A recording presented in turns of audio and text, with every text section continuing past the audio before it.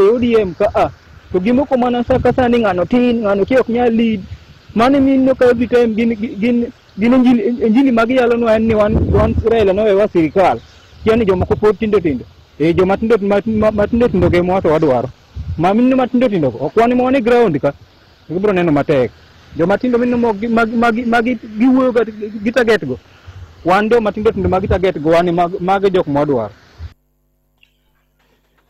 Ramogi maka juma ma emo jirale ka ogagi awinjo kanyo lendo ni ODM dhi chungo jalar kom ke 2027 giko higa mwadhi maloch masani an gi pacha en sani ODM okoikre kata ni rang'eny manyalo golo kom ker mati maber akwayo duond party gimola ahinya kokadhe bolo jakom manyien Dr. Oburu Odinga maber tiyo maber weche ne mul kendo weche ne gi chia kendo kelo oganda karachiel mondo tich mochako Mario Uganda ni obed mna kamano gie seche geno ka ODM pod nyapa ahinya nikech paro kikre chakre ne jakom maduong' Baba Raila Amolo Odinga wewa balo nitie jomopogre tane ka jakom Odinga riwo jogi kaka Babu Owino mondo obed kod paro achiel bang'e gikwara ya mondo kaw ombulu aeto maduong'un akwayo ni sirikal mantieni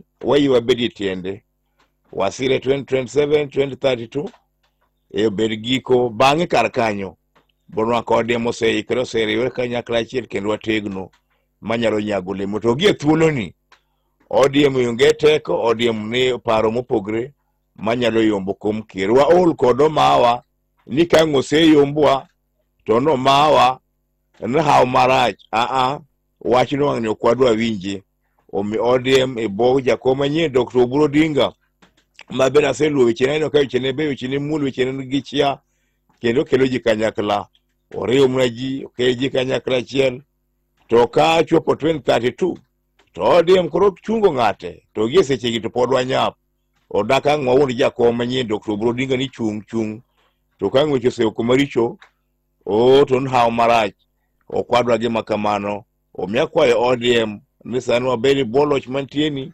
kwariwo wi oganda wakejo kaachiel to ka chopo mbele kanyo to koro wategno to gie seche gi to pod aneno ka wanchien erokamano jakom manyien Dr. Oburu Odinga kuom weche mamulo weche mabeyo makelo oganda kaachiel Nyasaye ogwedhi ahinya mane emojirale ka ogagi. Thank you. Urale ka ogagi erokamano ahinya kuom parono.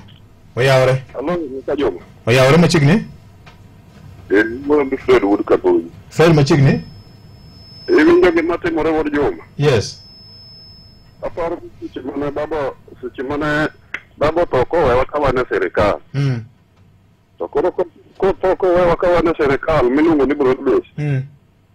Koro winjo kaka pone ni koro yudo ka jogi gwinyowa mara ni kama mara ni kia timore na dan gima medo wacho kaka an pacha. Yes.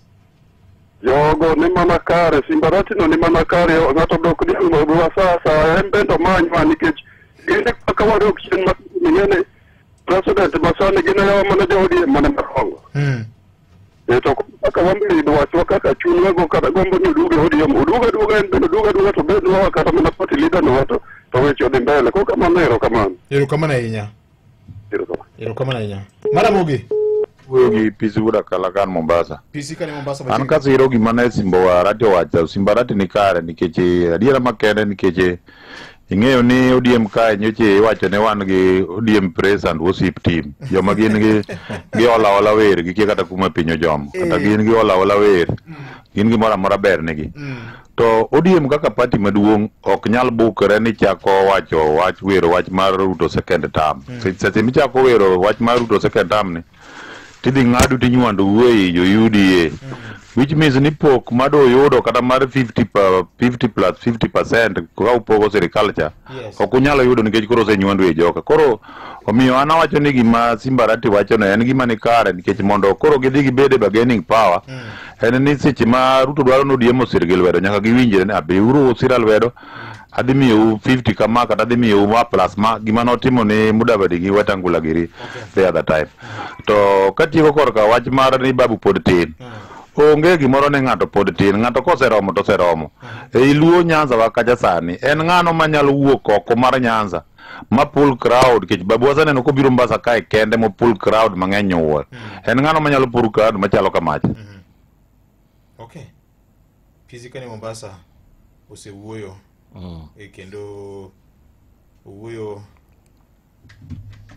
kako neno weche. VJ 2022 jachung mar UDA kom governor mar county ma Nairobi nen Johnson Sakaja makendo bende ni kod lek mar biro chako no lwete kendo kochopo 2027 kiwinjo Simbarati owacho ni ng'ata madwaro chung e county ma Nairobi obed governor, obed senator, obed MCA, obed jaod bura ODM iparo nade jatend piny dang wuoge duond bura mare mar UDA governor mare luwe nikech nyaka to gibed jo ODM gibro yie mar gin giro gidare UDA kata jood bura ma ochung kod UDA Nairobi ka otek nikech ing'eni siasa mar Kenya ni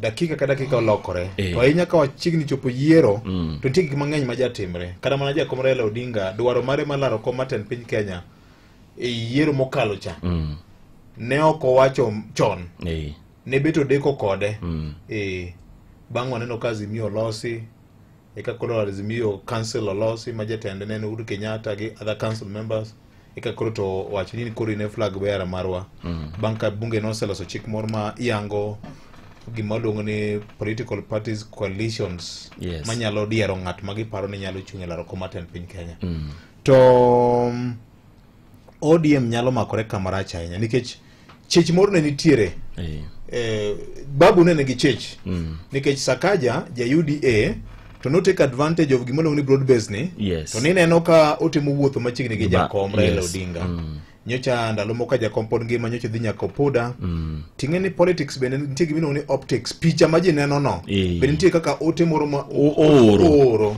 e siasa ka to nong'iso ni kamoro marang'o momiyo jali odwa bedo machiegni ahinya gi jakom dipo ka otemo ser ni omiye otiko mar ODM odhi olar godo kom ni kendo koso nang'o to kado bende uja UDA ing'eni broad base ni omiyo kata mana jomwaluongo ni failures e kome momegi giyudo ni ODM nigi mbi kamoro to yot mondo odhi o associate gi jo ODM no kama kani chieng' moro bi opare ni bedo kodo machiegni wanyalo pari gi otiko kata ka formation moro nitiere inyalo manyi deputy moro ma ja ODM mondo constituency ma ODM o command in terms of the voting block yudi to mari UDA cha bende pod timdano don't go in the spirit of broad base ni to chal ka gima nindo mar jakom ni ogoye nyang'eng nikech king'iyo kaka Nairobi chalo gi sani osiepa ok apar kama en Nairobi mi wacho ni ina work I don't think so ok en dunchi ujo kata ka senator Kajwang wacho ni jatend piny Kenya nyakoro donjire wach ma Nairobi kendo wacho no udhi chwalo paro moro mar mondo mi ketim lokruok e paro ma chike matayo bombe madongo e pacho kaendi mar mondo ne ni Nairobi ni inyalo kete lwet bad migao kaka mar NMS cha mondo mi Sakajo ne kaka inyalo jole nikech nitiere moko kuom chenro ma obedo devolved to ok dhi nyime yo makare kinyo apeini choko taka VOJ wuoge kaendi kidonjo Kawangware ka idhi yudo ka got mar taka nitiere e ndara e chuny ndara ka jakom ne pok oneno ng'ama nokonyo Sakaja mondo kik obed impeached jakom gi jatend piny nonyocho mie ndala di dweche ariyo rumo karang'o mono bedi ni oserumo sani en koro emana eno yue mana ikwano ne mana seche onge wach youth leader nyicho loso kama banki ne mano kende weche manyene machuok kod Collins Okaka wabro moke nyakwara Mungajwang to weche manyene masa ariyo mar okinyi makawuono ma en Ramogi FM weche manyien eyo machuok e lak sechegi machiegni Nyakwara Mungajwang winjo weche manyene machuok athoth gi gin mago ma ikoni kowuok e kor gwenge saa deke wang'e en ni moko kuom jolupo mayudore e kaunti no ma Migori pod ywak kaluwore kod sand magikaloe e alwora mar Nam Lolwe machiegni kod chula ma Migingo manyaka sani moko kuomgi pod isando kod apisas mawuok e piny libamba ma Uganda ka gidwaro mondo mi sirikal mar Kenya odonjre wachno. Komachielo en ni ogai mar jomin buche pacho kaendi Renson Ingonga opoyo wakeini manitiere bad migao no mano mar jomin buche ma okoni bende osetiyo matek mar neno ni oganda jo Kenya oyudo ratiro magi kaluwore kod buche magisebedo ka giyalo ma ochwal e nyimgi. Bende komachielo en ni moko kuom jotend kanise e kaunti ma Migori koro kwayo mondo mi oganda jo Kenya namo bed mana kod kwe kendo gimed dhi nyime kod siro lwedo sirikal mar Broadbase mar neno ni gin bende giyudo ber kotendo kod chenro mag dongruok ma ichwalo ne gwenge mamoko e pacho kaendi. Sadeki wange aikoni magi kod mamoko mathoth e yono madimba. Mago ne weche manyien e yo machuok e Radio Ramogi.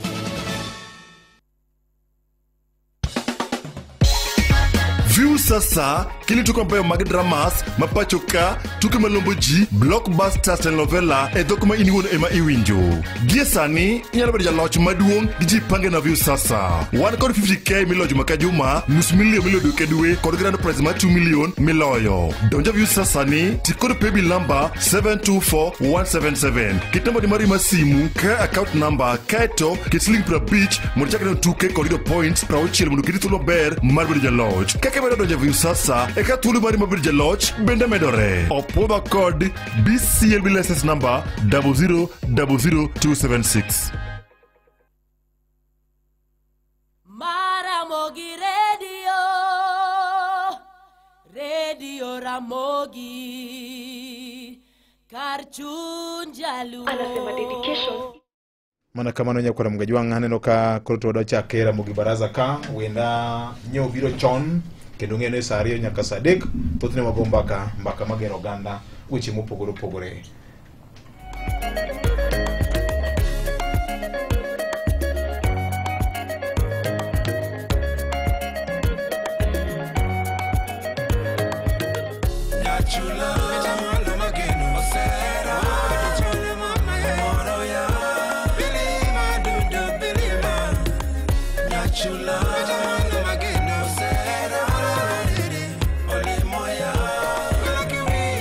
Ng'eyo ni DJ Vic biro bedo kod Kasuku Rafael ko chakore sa berio kawuono chendo mar Donse Friday edition ka gibiro bedo kanyo ka gibi pado mopogore opogore nyakwara mgejwang tinende en gombaka nikech mbaka magero piny weche mag siasa bende wasago mang'eny ahinya weche mag alwora marwa bende waseng'iya nena jakom Raila Odinga bende wasaywago pod waywago nyaka wuono an kaminena ni poka chango kendo kata weekend ni Kenya sao mia thuolo anyalo pusora kendo adhi opoda farm adhi go riti podi mogik ne jakom Raila Odinga to kata kamano weche pod nitie Kenya ka weche mag SHA bende wasewuoye ka weche mag competency based education bende waseng'iya nena ka weche mag Tanzania benye waseng'iyo ka pod wang'iyo kendo pod waluoge siasa gi joma tindo tendo ganda be waseng'iyo ka gi achiel mar oganda to wach mane pok wamula ahinya Collins en wach mar ng'anyo mosebedo kadhi nyime ma osekawo ndalo 45 kamano mag jopuonj mag mbalariany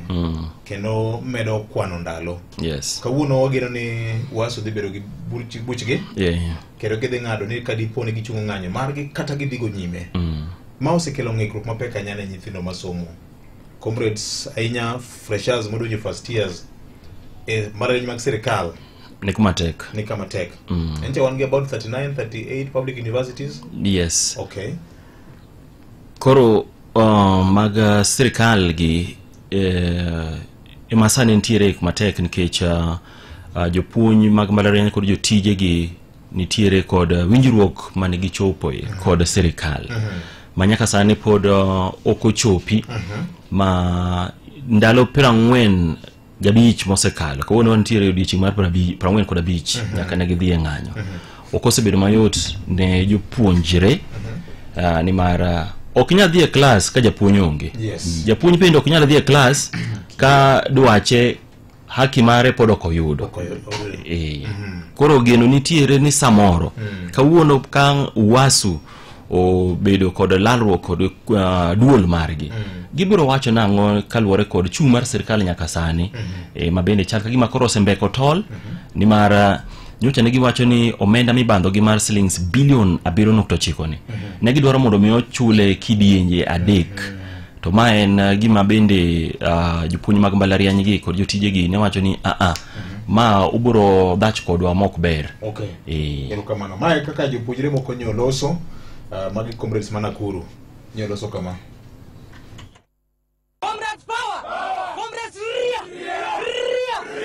Education is not a token. When we resume back, tunataka hell begine.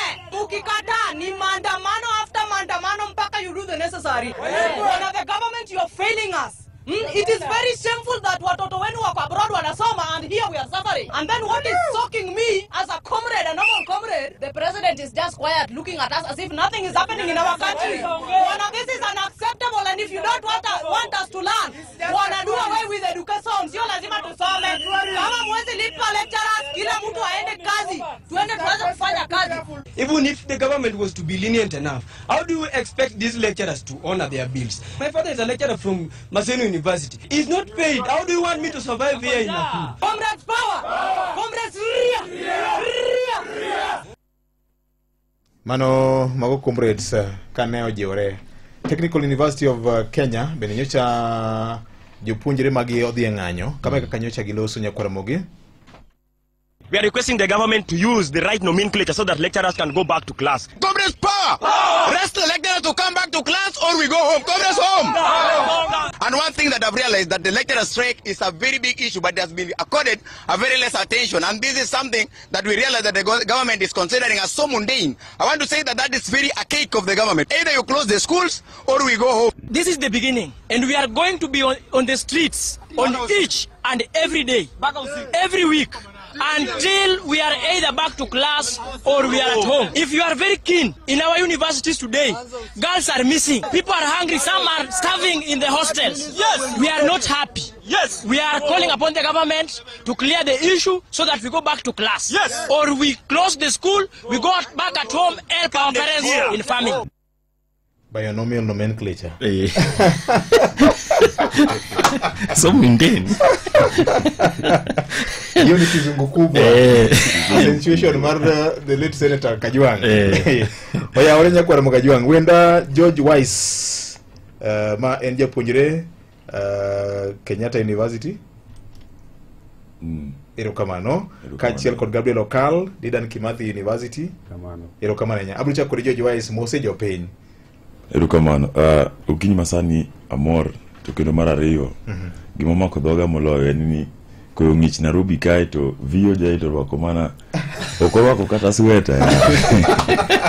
Koro viyo jai koti utangi mi wasiri ni mami okiwinj koyo. Anasomo mbalariany ma Kenyatta kacha. To kendo course matimo en medical biochemistry, mano gik madili gi gige yedhe. Asomo yedhe.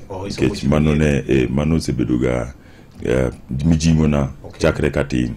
Mar mondo mi achope position moro ma nyalo kata choko boke mokari adek moko. Taneni manya thido gima kama to nyakonyo kumo kama. Alafu mar ariyo be asebede siasa mar mbalariany kacha. To nyithindo gor mor kada kabisa. Gi feel ni convincing power na ni malo. Yana nyalo bet kod gi piny ma awachne gima mamoro chunygi. Mo bed gi winjruok moro kumoro achiel. Lakini gisani to koro kodok kol mbalariany kono. To kanyalo wacho ni moro nitiere kata matin. En mana kuyo lilo. En mana kuyo lilo. Bende momi winjo ka jomoko wuoyo kaka giwuoyo kanyo no. En mani rawera moro kanyo madam takiani jogi no kawe to kete korido moro miye nyasore nikech wich moro biro kanyo. Kimagoli wacho ba. Kamana inya. Iwur kanye? Ana wur Kisumu. Kisumu kanye? Kisumu Karate. Lela. Lakini ng'enyne to adak Rarieda constituency. Kanya madake gi mama na Vivian Odhiambo. Again winjira mo grade okinyi makawuono. Ero kamana inya. Kachiel kod Gabriel Okal mosenyi kwara mo Kajwang timbi pimnwa mana nondi matin. Ero kamana inya VOJ iluonga ni Gabriel Okal. Ambe an japuonjre mbalariany mar Dedan Kimathi University. atimo electrical engineering. Electrical engineering hapa ni gidho luongo ni Medusa mar waya. Mheshimiwa pia wanda iwinjo. Mheshimiwa pia wanda iwinjo ya women go the studio ka. Koro to mo loga winja na kaka wan gi women go book mbalarieny. Koro ka gisetieko to makbad ji ariyogi. Gijo Kenya mamoko. Kamano VOJ. Koro an ajasiaya. Awuok kumoro ni Rarieda. Asembo. Okay. Kinge ngato ni engineer Nicholas Gombo. Ang'e maber wajonya. Musiepna. Bas. Mano koro wawuogo machiegni. Kata ngato ni Neta Dola kata Rafael Tuju koro wan go machiegni. Okay. Koro mano dala. Okay. Koro gisani kaka sawacho na somo Dedan Kimathi University. Kendo asetiyo kaka ker, nachako kaka jalup ker. And Boloch would lock amoro ne wan go ni luongo ni Godfrey Onyango. Mwatiyo godo kanyo tok mano kod kadhi kaka ker mar joluo. Katieko to chako form gi miluongo ni the Central Onagi Association. Mano include joluo tete. Mano universities mo. Tete Kenya mangima. Not Kenya mangima but nawuok e Central Kenya kocha. Okay. Hotel no tok mano no form then wabedo gi that union. Okay. Gisani to koro an jatieko. Ma wan jomo bedo affected marach ahinya. Gi lecturer strike madhi mbele ni. Koro VOJ we jomoko ka kik tul nguta. Nigi nyiso ni Jakom ingamo mi ulura ahinya. Kichopo Ramogi FM ganyo. Ki konwa mos kenda ngeni giwinja. Giwinja ga sama donjo ka aneno ka agisenyisa ni waneno kidonjo. Rakia kuma ginene. To kamoso gito gineno live. YouTube gi Facebook live gi view sasa. Gi Citizen Digital. Koro wa almost ne joma komatin. Erokamano. Kasto wachaka. Ibiro oro mos bange. Sawa. Mondo wadonje chuny wach manitiere. George iwacho kanyo ni ang'eni weche ok ber. Sani kimiwa picha ni to campus life gi sani ma lecturers ong'anyo chalo nade on a daily basis kaka japuonjre. Erokamano. Koro on a daily basis kawuok campus life okadhi wuoyo mbalariany ma Kenyatta kende. Yes. Wan gi mbalariany 39. To mbalariany 39 gi oting'o nyithindo 469,688. Kugolo wa ji ariyo koro gidhi dong' 469,686. Mago almost nus mar milion. Magi joma hinyore. To moloyo kata kaweyo kata Kenyatta University mondi abiro Dedan Kimathi University ka. Dedan Kimathi University e portal gi giwacho ni gin gi nyithindo mbalariany kanyo ma gin 12,000. Mago matimo undergraduate. Alafu mose idho rang'iny mamalo gin nyithindo 500. To e Dedan Kimathi kende staff union gin gi ji 206. Mano nyisi the type of workload teach mapek mane mbalariany ma wadwa ni nitie. Koro koweyo mano to koduogo e ng'anyo ni sani kumochope ni odiochieng' mar 45 an kaka ng'at ma timo gige thieth practicals ga pok adhi kata chiel. Tudo ni practical gin session manyalo dhi kata seche 4. Koro kigo seche 4 gi wige masewitogo gin seche moko anyal duoko gi e higa ni. Gidhi donjo e higa manyien. To ka gidonjo e higa manyien odhi ketho time mar graduation cha. To magi gik ma sirikal samora kiani gidhi timo nade. To Garmon gibed piny giwinjire according to collective bargaining act CBA gicha mane gikete tieng' diriyo. Mano mar higa 2017 nyaka 2021. Mano mokwongo gi mar 2021 gi 2025 higani. Sani jopuonje go winjo matek VOJ. Gimomiyo giwinjo matek ok dinyisa ni japuonj mi expect mi ngigeno kuome ni nyalo bedo kaka jata manyalo bedo kata kaka ng'ama tai kode kendo nuoyo didek e wik achiel odung'lo ya serious. To ma ng'at moro ma orsomo mariek to gimomiyo magitimre ne kineno kama no kende inene e personal life mano nyiso ni ot kucho weche richo. To ka weche richo kamano ok onyal kata deliver kata kobire class gimodhi wacho nu madonjo nu onge.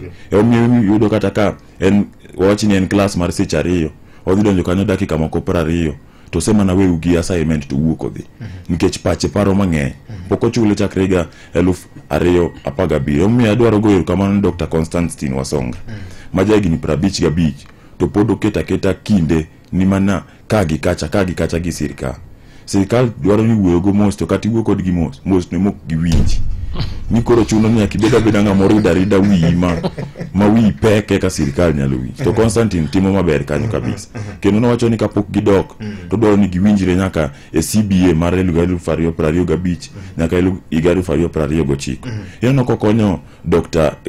Nyongesa kabisa nikech madam chato ok ne nyal chung motegno kaka ochung kama to koro kendo gini kaka o affect gi students mamoko mbalariany kacha yudo ni sani kaka wuo kodi na low school kan nikech samoro be nyaka kadhi ng'eny ji odhi dala to kata manitie nyora paro ni kijana moro no chunga eyo to nyisani bwana George orna kata siling 40 ken koro kawe ni en owalo to nyise ni mia simbi mondi ko mia simbe to kadonje mpesa ne VOJ to do ka balance ne siling auchiel nukta buru koro an kuom neno mano no donjo na malit maparo ni kijana ni nie school ka kendo okorwakre kata maler to mondo mi ochunga kata be mano ng'eya kata okia mondo mi ochunga mar kwaya nyiso ni en kuma tek kabisa ten kijana mawuoyi koro kwayo na kuom sani gokinyi masani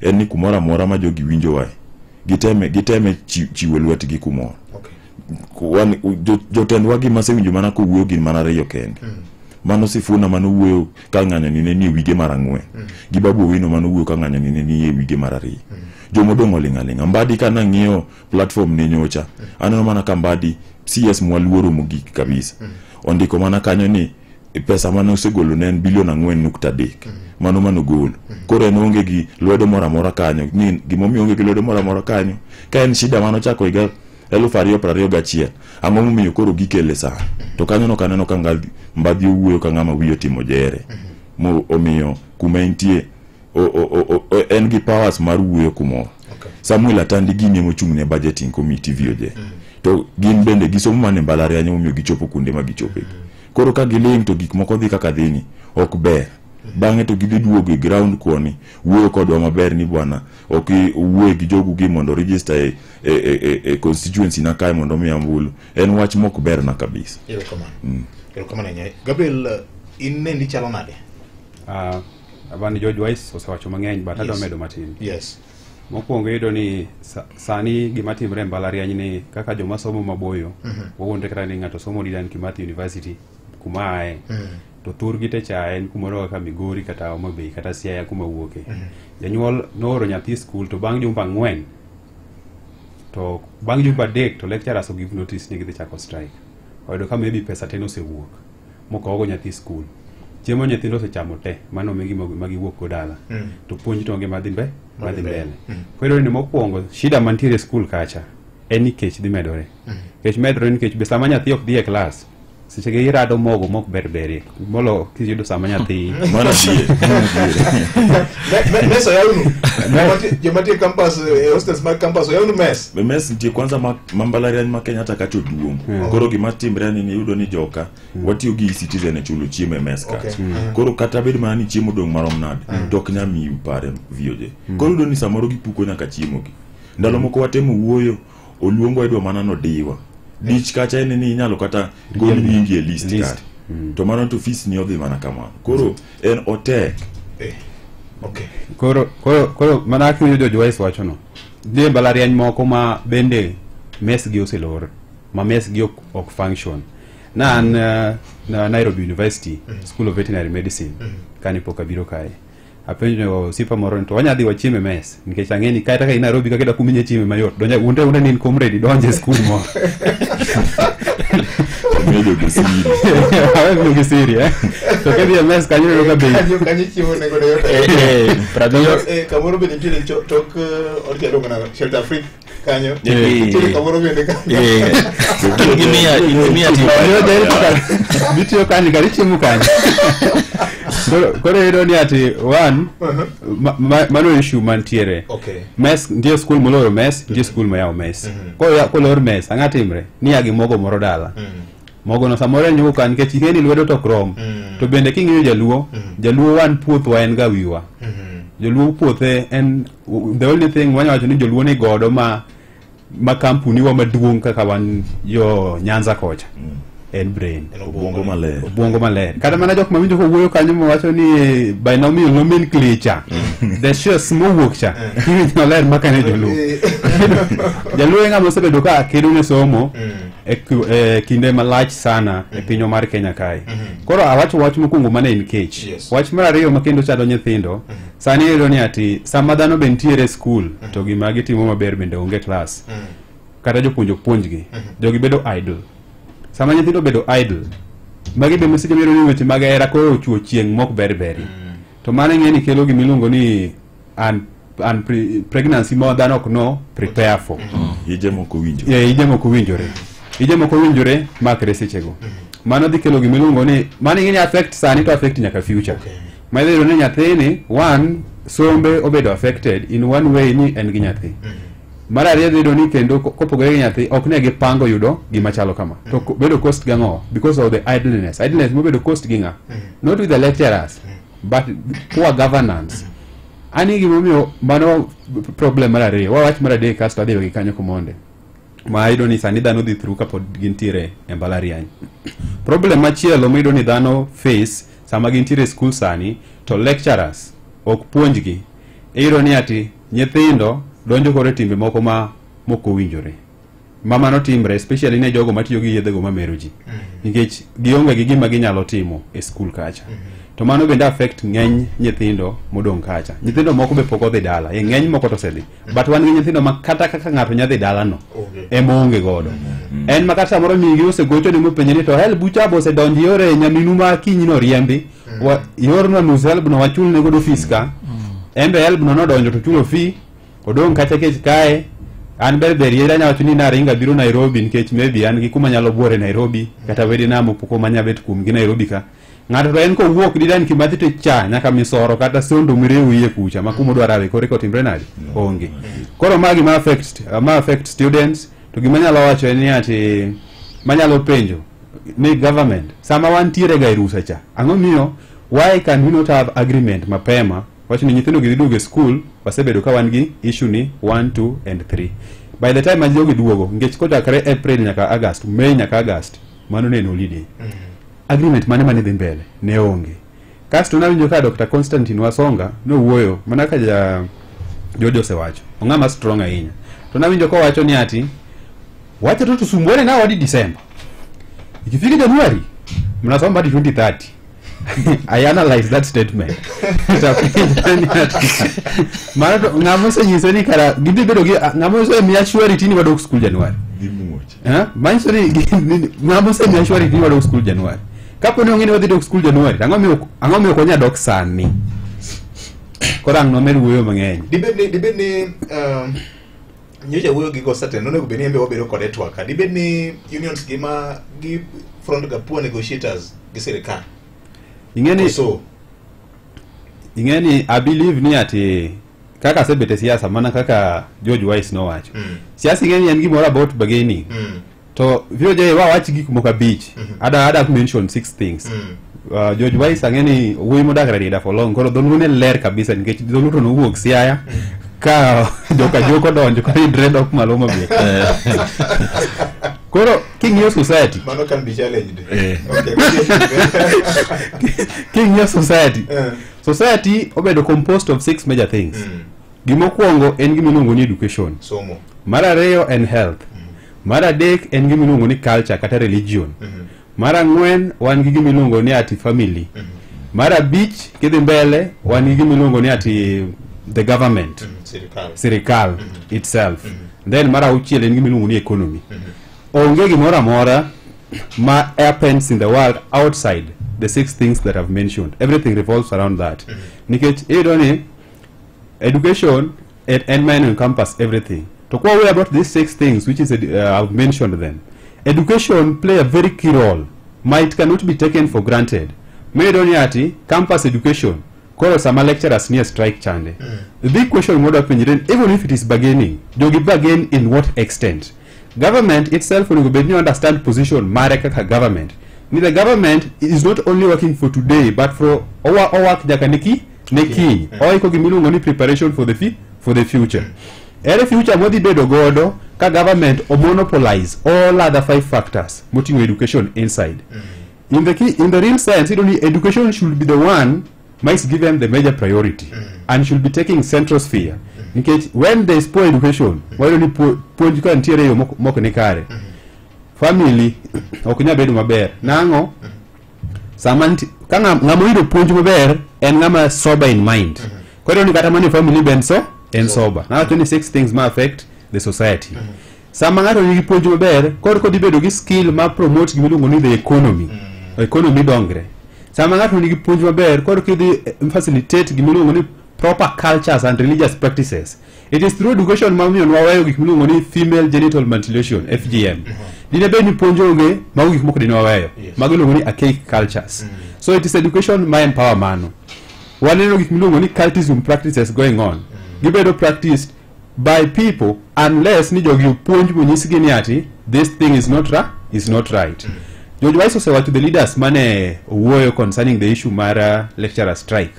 I want to mention I also saw nani ilungo nango former budget committee chair Nindi Nyoro.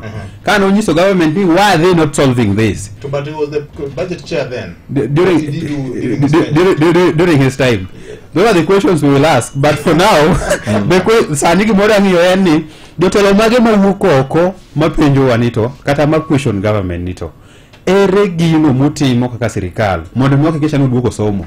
Ginyalo ngiyo wani watin in numbers ni wan mana 400,000 466,000 kaka George no sewacheno. To gimwa nyalo wacho en ma anan 466,000 watin kamano. George akeni control how many people both mani mbalariany koda my college. Ana control jo mani mbalariany ma central asenyizini central te angi voice kono. Pori yo at the same time wale record jopunje moko mawuok sia waloso gimiru ni youth park masiaya. Wasa wacho platform no ni jotelo ko kunya wuoko ko matetia ne comrades. Magi watch ni wadwaro ni lecturers odoge class. To waraduru 2027 obiro neno ni to inite nyango sama ne wadwaro ni mondmi dhano doge school ko sutiji na ni ling. Koro an mane gima wacho ni bargaining mar lecturers onego beni kata go bargain even the government itself okonego rit bargain. Kaka leadership manager puonjere utimi ango wan gi structures monyalo cholo godo ngur maro achiel kuom gen petition National Assembly kokalo kuom committee mar somo. Yes. Ma wan gi jaod bura ma Kibra men member mar committee ma kamano vice chair ma that committee and Dr. Ivo Bara njube ma Kabondo.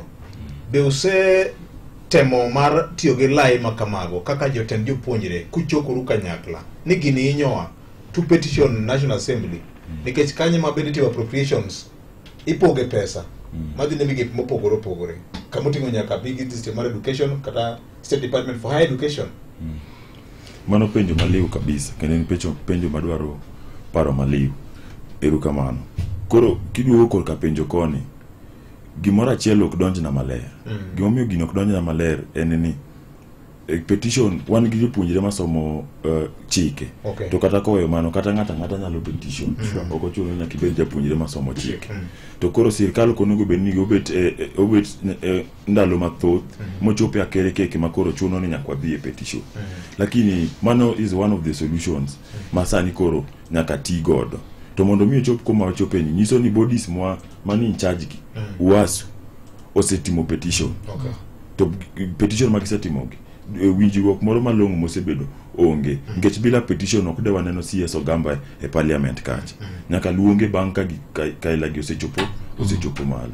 To mar ariyo kuma koro wadonje nyaka weche petition gi igini osedhi matho to bodies magi migepe mochung'ne weche chudo gi ang'eyo Ministry of Labor under the return to work formula chiwo chudo moro mar duoko gi tich.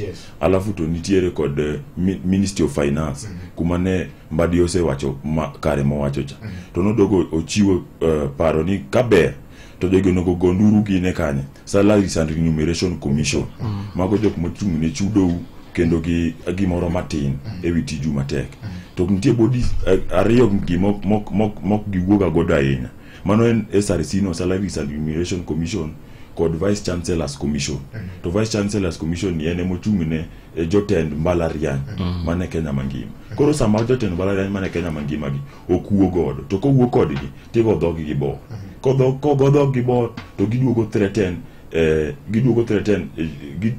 giduogo buogo jopuonjre kaka Dedan Kimathi University kaka isebedo kini kanyo Dedan Kimathi University kata sani VOJ machul lecturers gi madoge tich jogi pod dhi ng'an ang'o mi pod gi dhi ng'an Dedan Kimathi University sani nitie gi payroll debt mano go mi pok ochul joma puonje iye kanyo ma en million 500 between million 500 gi billion 1 ma en pesa makiani gidhi golo kanyo kendo kana neno negi suspend nyaka wasu official man kanyo Reverend Mutuwiri mar wuok oko gi wuoyo nikech Reverend Mutuwiri oseluongo ng'anyo kanyo higni 4 mokadho higa mokadho go chako luongo ng'anyo dwe mokadho luongo ng'anyo wige 3 mokadho go luongo ng'anyo to jogi frustrate skundgi okal mama gik maber kokal gi bodies michung' nego onegi wuog godo onegi gol duol masiria kendo implementation commission mar skundgi okal iyudo ni constitution mar the good constitution nang'eyo maber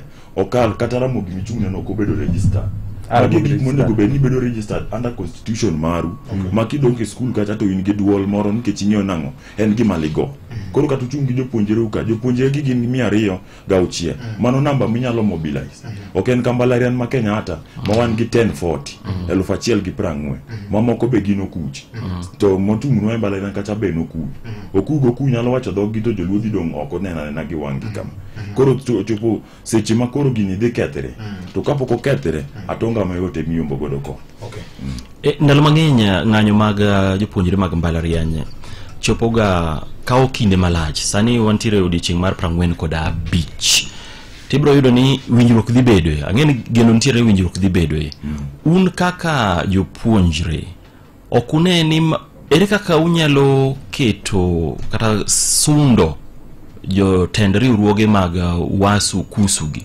mondo mi gichope winjruok moro ma ok chak kelnu pek bang'e nikech kaka ninyo ka Dr. Constantine Wasongo wuoyo nyoro osechano ni kachop gana 20 kod 30 ntiere ng'anyo ere kaka unyalo sundo gi un ni winjruok ma gidhi chope ni obed mano ma tieko ng'anyo gi chuth ber nyalo paro ndalo kam PS Medical Services umaluga ne ntiere NTDU ne giwacho ni this is the first and the last strike baka ne gise kitu winjruok mare to ng'anyo pod nyocha nyane ndio Kiambu kaindi for almost 1 month ng'anyo Kiambu kaindi nye gidonje winjruok KMPDU odonje winjruok gi piny owacho mar county mar Kiambu ang'o mamiyo okunyal sundo lecturers magugi mondo mi ka gichope winjruok obed mano ma geng'o ng'anyo once and for all.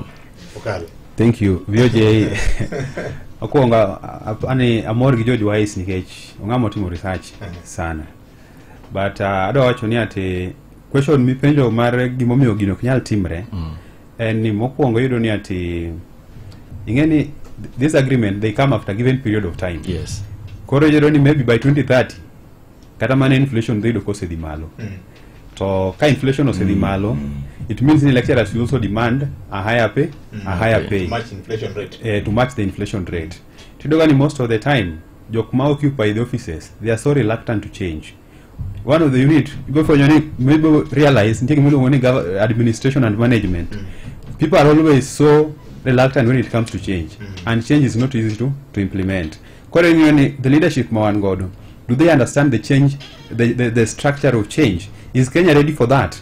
Not only Kenya but even Africa at large. To go back into the university system level, are they ready for the change? Madwarore, but that change will only come this way. Jokumaka Motelo from the vice chancellors to back to Jokmuchungne lecturers. Onego bedni they have a structure. They are always they are in proper communication with both the government and the lecturers, and clean layout is being given out kaka gik moko dhi mbele.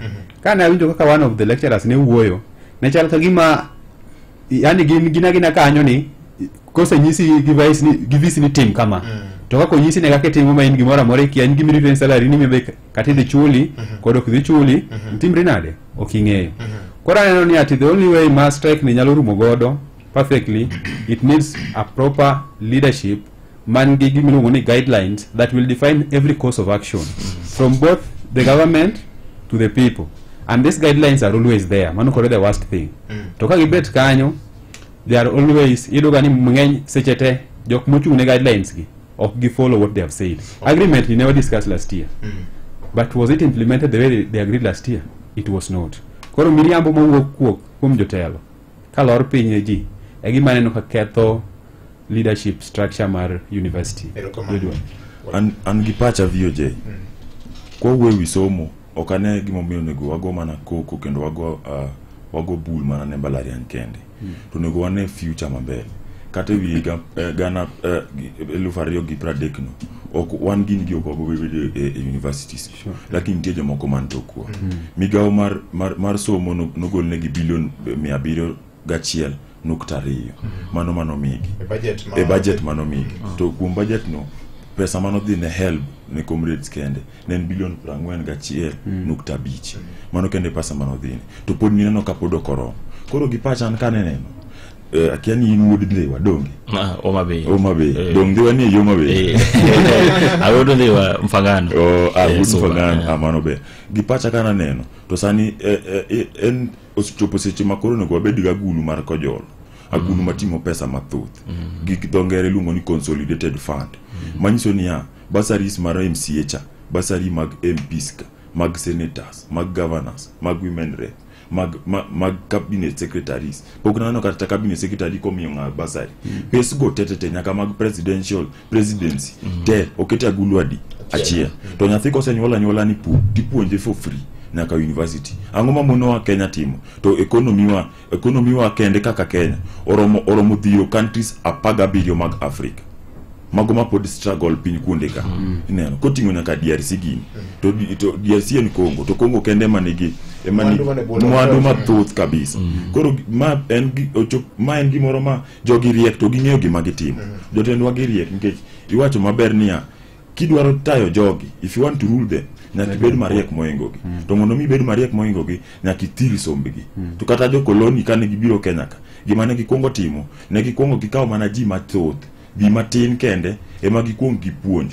koro wapuonji mondo ibed daktari mondo bi thiedhi nyithindwa sama unity mango sama nyithindi losonwa reli motimo gango mokawo go mwandu kwatero Uganda en system musega bedo from the point of colonialism ing'e maber ni Kenya wani kane chakre no chako kaka kampuni koro system no pod odhi ga mbele nyaka sani pari bioje en wach malit kabisa to mar ariyo ewi kaka wanyalo bedo gi mano challenge mar capitalism exactly mar ariyo kendo kaka wanyalo konyo gini en ka bende wabedo gi nyithindo motelo ne mbalariany bende commissions gi ok dinyiswa ni sawa une staff union muchung ne school lakini ka onge nyithindo kara onge school to mondo mi school no bedi na kawe jotelo moko ariyo every year a universities go mondo sama nitie gi wasu sub branch mar university to nitie be nyithindo motelo negi to riwruok ni manyalo kon an kenda setemo gochone asegochone nyaka ne president ma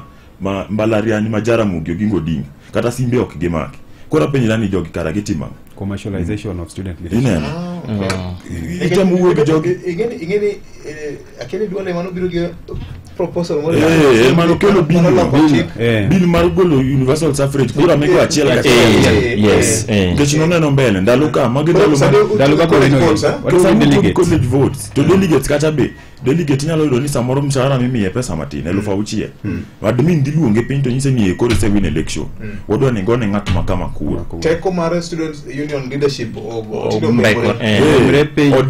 leadership dhano machung sani awinjo kiwacho ni segocho I asked kata mana e platform mawanti kacha online I expect ni jo Nairobi University jo KU jok man machiegni gi government onego bed ni sani ne gisemiyo government ni pressure nikech government ingeni no understand gamana two languages ma language mo understand no jo waisonge maber to iro ni gin gidhi giling kipenjo gini to karango mutimo mondo mi umi kata government ni pressure mondo mi government understand you want to go back to school By the way, wa comment na winjo kwa nyathi moro wadwa ne wuoyo kawacho ni ati government olor school wadok dala.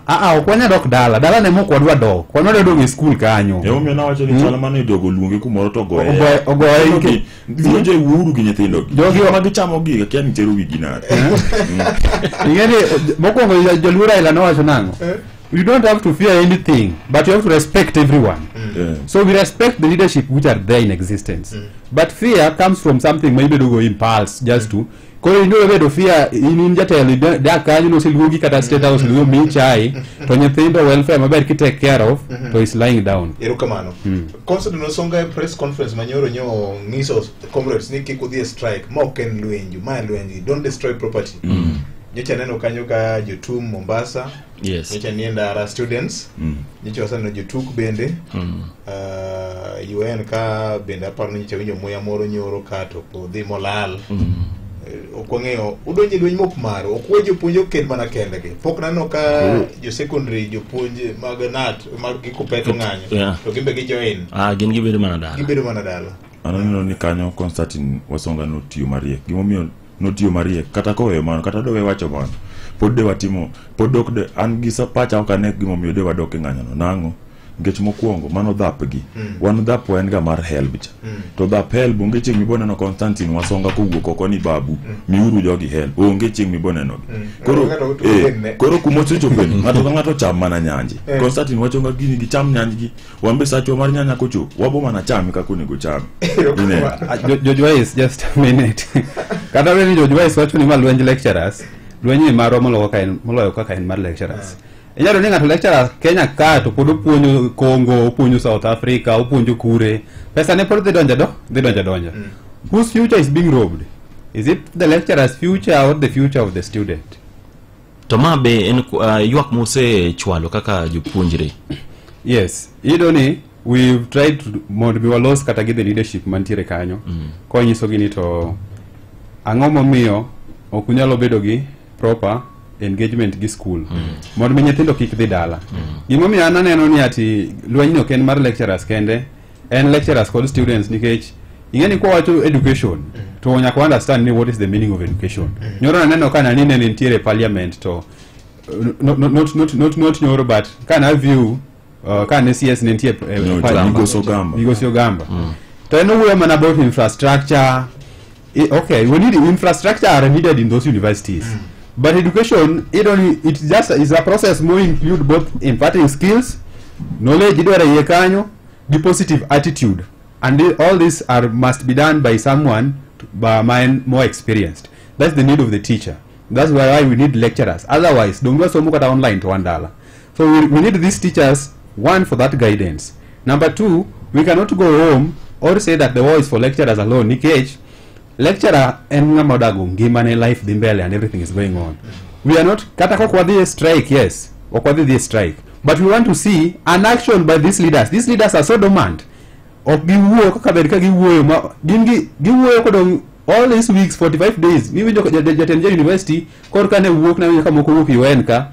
If we are giving you 24 hours the state is in a state of a balangewa makane wala zitko 24 hours do mose rumina ne kataka no vuyo ken get vioje wan walungo ng'anyo Thika Road kacha get watiyo gi system mababu wino ne tiyo ga gocha ndalo mane babu wino ni UN ka no dino ga mana diere kan ko dino diere kan Mombasa Road ochu Mombasa Road ko chung Thika Road ochu koro ambe nyocha wadine Thika Road din wadine go adina kuom dakika 30 kende jogi osebiro gi pichni VOJ jogi akiagi marach gi sirkal dakika mochupo osekaw pichni geche kia okaw jomage to okdwan wuo to CCTV stontina kembele gate kanyo to kata ki dhi chiwo report ka security koro in mikawi mondi chung for any damage mobedo cost around koro akiagi momiyo the sirkal temo dio jomatemo wuoyo article 37 makatibo yenu nyalo petition Beudi uga barua ne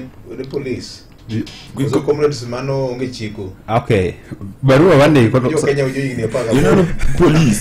Police mokongo yudo ni kata station kacha gin polisi adek kora wuo station get station machiegni gi Kenyatta University en Kiwanja kidhi kacha en hall moro matin moting'o polisi 4 to polisi 4 be magi chamo kuom school kende duong' moloyo magi nya chamo kuom barua idhi tero kanyo to chal ka gima barua ni igo mana ne DL oreta onge gima ipo mana ka ochopunu ndalo moko wang'anyo kanyo wapo mana joma roko civilian odonjo kinyororo iwa koro inipo mana kichwado wi gik moko ber kabisa Rongo University ka Victor ntie ng'at man gi MC ni luongo ni Victor ene ker mochung' ne Rongo University kata gima wacho kata di onge to gima omiyo no win mana petition mano ogol ne school ka koro anatemo wuoyo niya jo mochung' ne mbalariany gi mani ka luo wakon gima na round gi nyithindo wawuoguru oko wawuouru kumochopo ni ng'anyo be koro ok kony kabisa wadhi medo ketho gik moko to wadhi medo hinyore nikech ng'anyo go be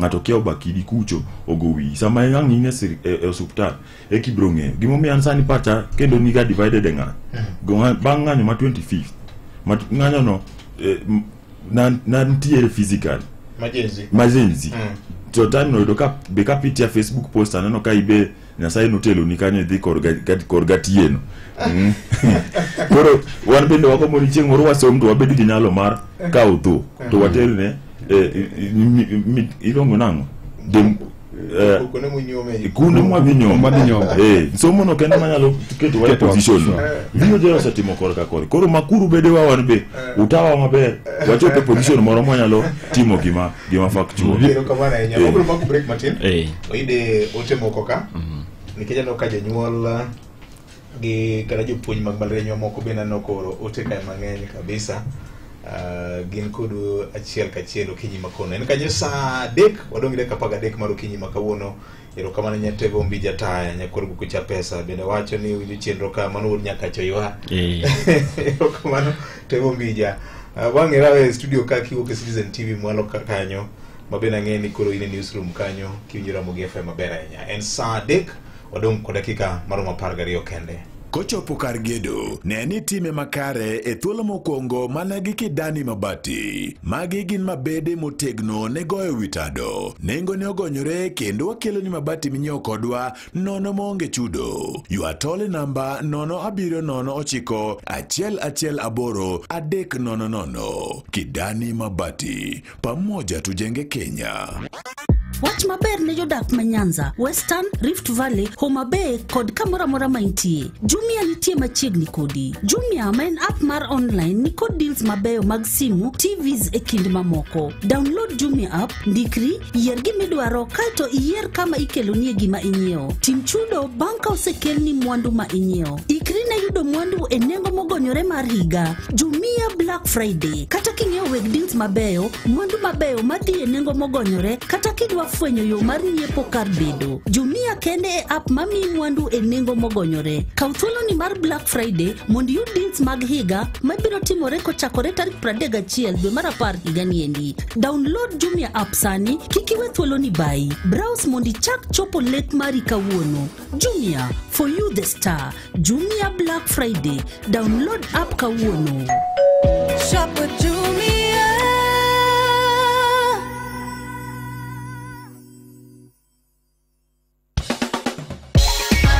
View sasa kilituko ambayo mag dramas mapachoka tuke malombo ji blockbuster telenovela e dokuma iniwon ema iwinjo gie sani nyalo bedo jaloch maduong' gi ji pange na View sasa 150k milojo makajuma nus milion milodo kedwe kod grand prize ma 2 million miloyo donja View sasa ni tikod paybill number 724177 kitambo di mari masimu ka account number kaito kisling pra beach monchakana tuke kod points pra ochil mundu kiti tulo ber mar bedo jaloch kake bedo donja View sasa eka tulu mari mabir jaloch bende medore opoda kod BCLB license number 0000276 Tado motegno, nengo mogonyore kod kelo ni mabati minyiewo kodwa nono monge chudo. Mano e singo mar Kidani. En mabati motegno e Kenya kendo dak ndalo buora. Wakelo ni mabati minyiewo kodwa nono monge chudo. Ywa tole namba 070 118 300. Kidani Mabati. Boresha mjengo tujenge Kenya.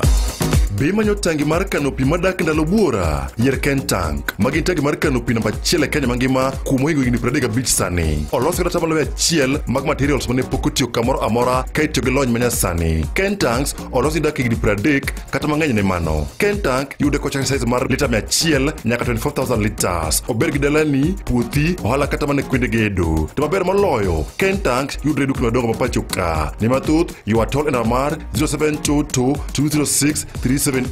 Yes, 0722-206-378. Kentank, your ability, you trust. Ramogi Radio Ramogi Karchun Jaluo. Ibet mos, iwinjo ngolo motiap e Radio Ramogi. Chiew, kendo, moso, turo, chiew, Liel, Bueno, komo, wendo. Dholuo en achiel kuom dhok ma wechegi mit kendo okikore. Weche dholuo nyalo bedo gi tiegi mopogore opogore. Ne magi kod puonje wi dholuo mamoko, tudi koda an James Rabala Kwase e chenro mar wapuonjre dholuo chieng' Jumapil ka Jumapil kochakore sa 11 mar odhiambo nyaka sa 12 mar odhiambo. Mana kamano sa 2:53 mar okinyi makawuono daher mar ng'isi ni ka idwa gedo ti mana kod mabati mar Kidani Mabati ma bende biro konyi ndiso odi nyakwara mogwan kanya kod mwandu mathoth ma olos e rang'iny mamalo kanyakla kod gige go witado minyalo bedo ne idwa ni nyiewo. Nengo bedo ofuku mari kendo gitegno adua bende watimo delivery kata wabiro koni mabati gi mwandu te nyaka e site kamigede kata mana kaluo nikech ma singo ma Kidani oketo pile ka pile kidwa gedo e yo ma owinjore ma idwa ndiso godo odi mana mabati mar Kidani kende. Wayudo Eastern Bypass Ruiru, goche namba mano na 709 118 0709118300. Boresha mjengo na Kidani Mabati pamoja tujenge Kenya. Wadongi daka uchiel kende nyakora Mugajwang to watiek tielo mara ngwen mar kogweno kinyi makawuono.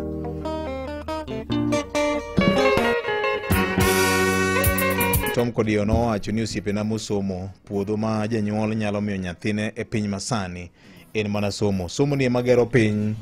Jorieko wacho ni somo miyo pachi yaore tineno gik moko mopogore kendo udongo piny kamano. Mane wach manitie ka kosipa ni jisomo nango mondo joyutije kosi mana yao paro inyalo bedo kata professor tionge kod tich. Yes.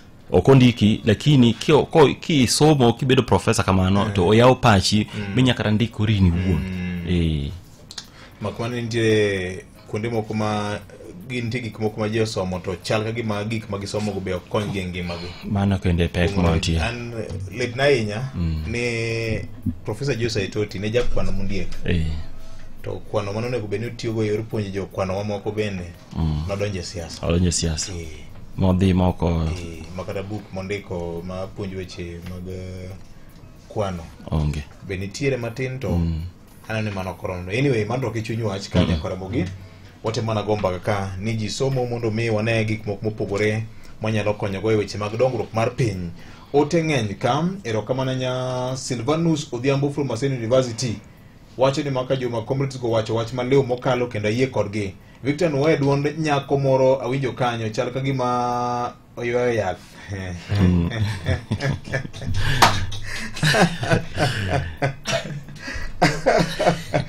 Yo utimuru kod nyawe gi nade jowa. Wabro duogo tok weche manyien mar Sadek mar okinyi makawuono.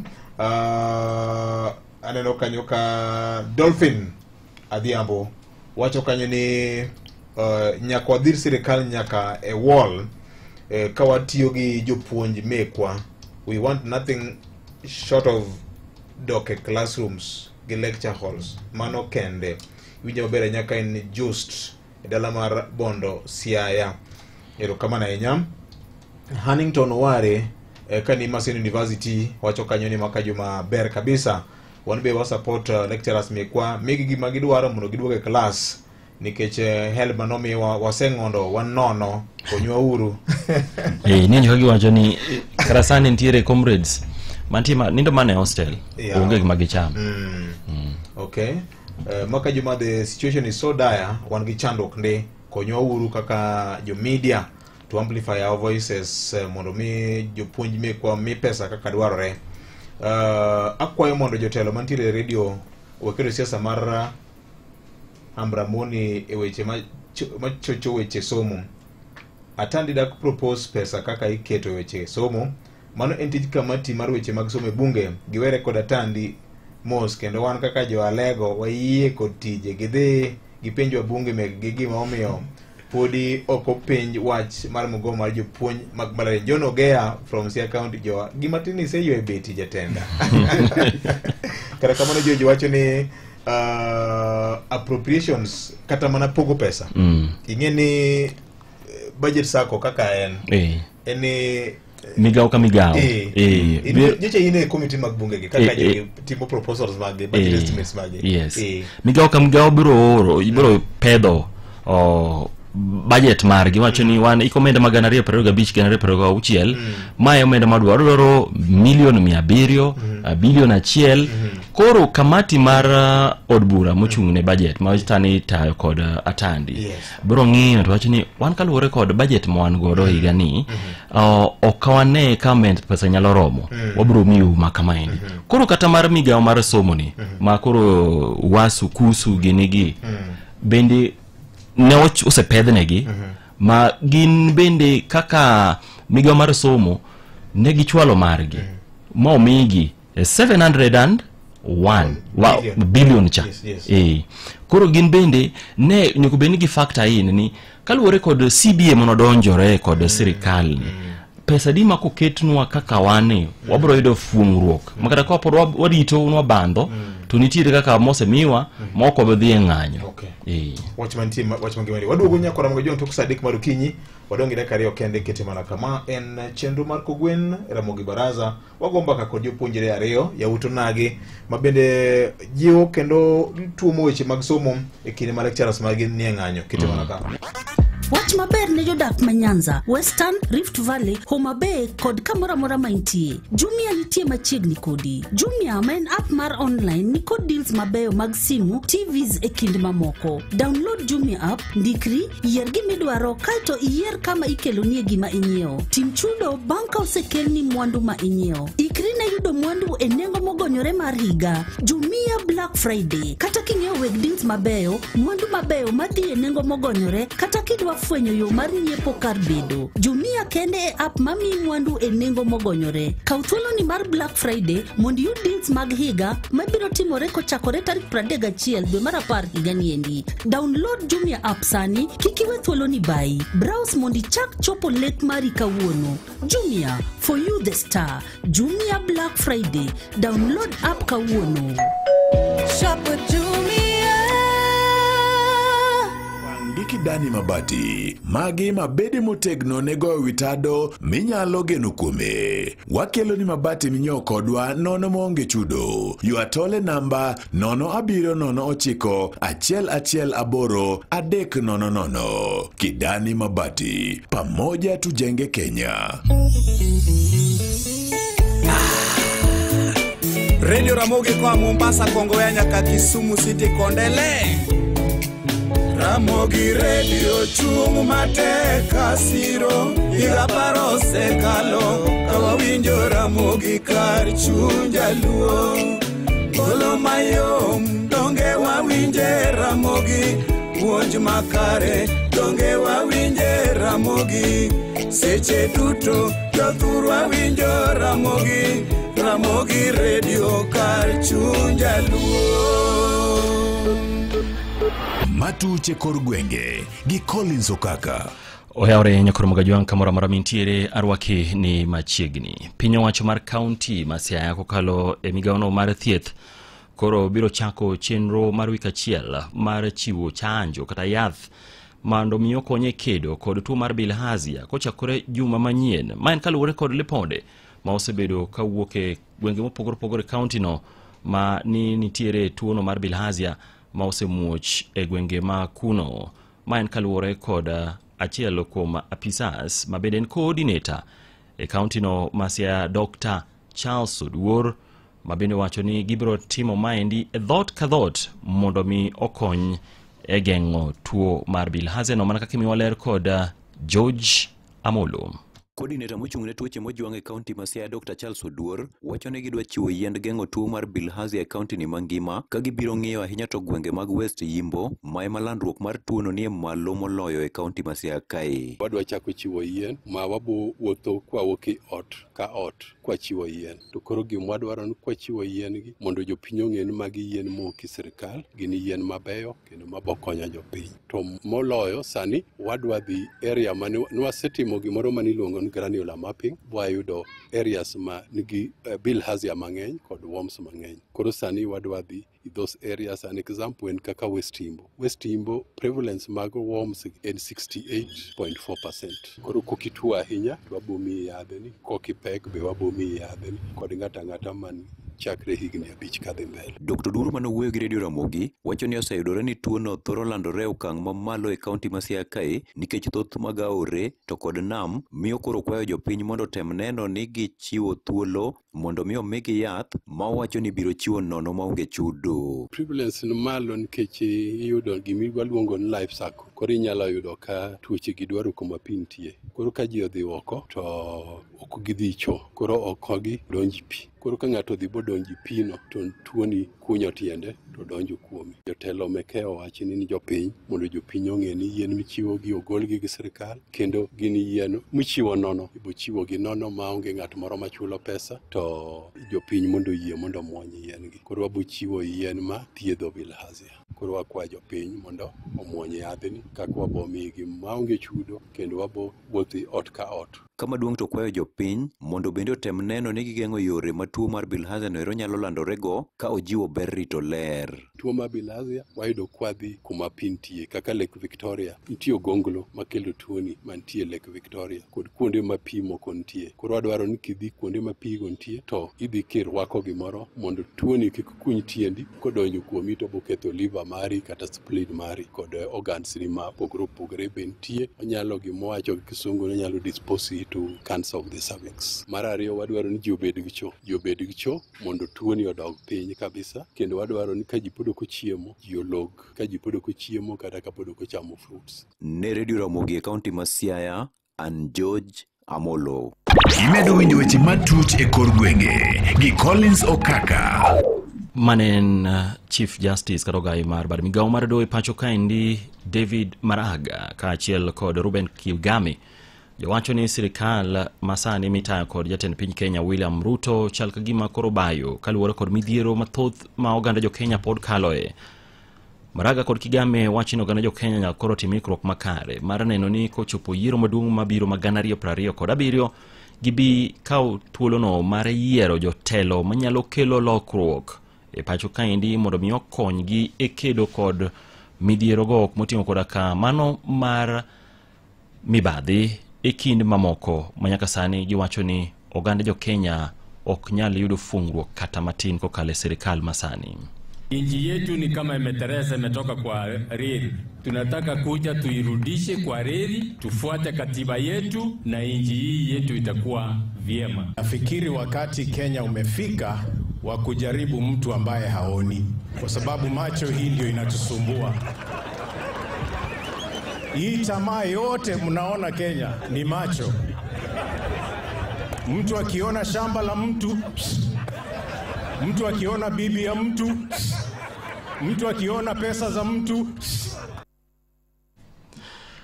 Komachelo ni moko kuom jo Kenya magin jolupo yuakaluore kod san mapod gikaloe lweta pisas mawuok e piny libamba ma Uganda e nam lolwe chuthoto e alworano mar chula ma Migingo. Kotelni kod manen jakom dhowedhe kaunti ma Migori machon mano Odhiambo Adhanja iwacho ni pod imayo gi rech magimako. Ka Adhanja bende wacho ni jolupo mag Kenya ichuno mondo mi ochul shillings 2,000 kuom yie ka yie e ka yienegi mondo gidhi nyime gi lupo machiegni kod chula ma Migingo. Owacho ni magi gin san mapod gikaloe kata doko ni sirikal Kenya osebedo ka chiwo singo mar tieko midhiero ma kamano. Ngene na mwama Kenya tin to wa encroach mwadonje namno Uganda. Isi pesa moro mauchune ni nyaka titin ka unge ti maiteni. Kore maiteni ena ga 2000. Ti mai koki chule ti maiteni. Kore jo kejo gi bibene jo gi dwaro pesa ma Uganda kakao ni mondo pogne gi. Koro ka joko dagi ema koro wan be koro gi keto kumo lweje koro wan be koro nyaka gi mawa kende. En gi ma ungere yedi makalo mo encroach nyaka chul 2000 kuke we ka unge to gigi go dhi yeno be nyalo dhi. Kapod wanatiere kaunti na Migori en ni moko kuom jodolo mawuok e kaunti no koro kwayo oganda luo mondo mi omed chung' motegno gi jatend piny Kenya kokalo e bo sirkal mar Broadbase ma giwacho ni osenyiso chia mar jatend piny Kenya ka giluo ni kata nyocha manen Prime Minister mar Kenya mosenindo Raila Amolo Odinga ne ikowo kariyo mare mogik. Giwacho ni jatend piny Kenya William Ruto nochiwore mar chiwo luor mogik e yo makende ne Odinga kaachiel kod chenro mopogore opogore mag dongruok ma giwacho ni piny luo oseyudo nyaka ne jatend piny Kenya William Ruto yie mar tiyo machiegni kod mosenindo Prime Minister. Ikwabed gi erokamano mar tie punda. Wabedu gi erokamano e tim mana kaka mama wacho ni e tim wanyise wan kako nagi wabedu peaceful magi ma jaduong' ni nyotimo ni pek kendo duong' omiyo warwake nyaka migochwa ka kendo Nyanza entire Nyanza mondo waduok ne erokamano ma musdil maduong' mabuglang ne president wa Dr. Ruto no kwa par no nyalo timo gima chalo kamano kendo jomoko ne paro ni mitakade ika kaka dhana koro akwayo jothurwa wabedu gi kwe kik wabed gi bagni.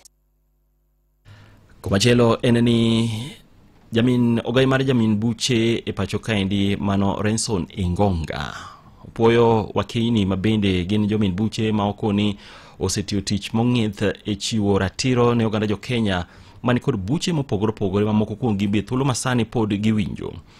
Ingonga manye loso e romo mano kelo kanyakla jomin buche magin wakeini mayudore alwora ma Nyanza mano ODPP Nyanza Region Women's Conference no luwo ni wakeini magin jomin buche ni kod chia makare mar telo kendo winjore bed ni miyo gi sir kaluwore kod tich magi setiyo nyaka sani. Yeah, it is true. ODPP, about 58% is women, and that has made them also to be in leadership roles. They act as mentors for those who are still young in the profession or those who are aspiring to be prosecutors or join the office of the Director of Public Prosecution. This is an inspiring conference, a conference showcasing the importance of women, more so in wellness and leadership. Yeah, as I've said, the big percentage of our staff, that is prosecutors, is women. That goes without saying that they're the ones who handle most of our prosecutorial functions. Currently, we have the Ajwang case, the guy who is alleged to have been killed in police custody. It is being headed by Madam Gikoyi Wangui, who is a lady, showcasing the fact that women in our office have been given leadership roles insofar as prosecution is concerned. Imedo winjo weche matut e kor gwenge gi Collins Okaka.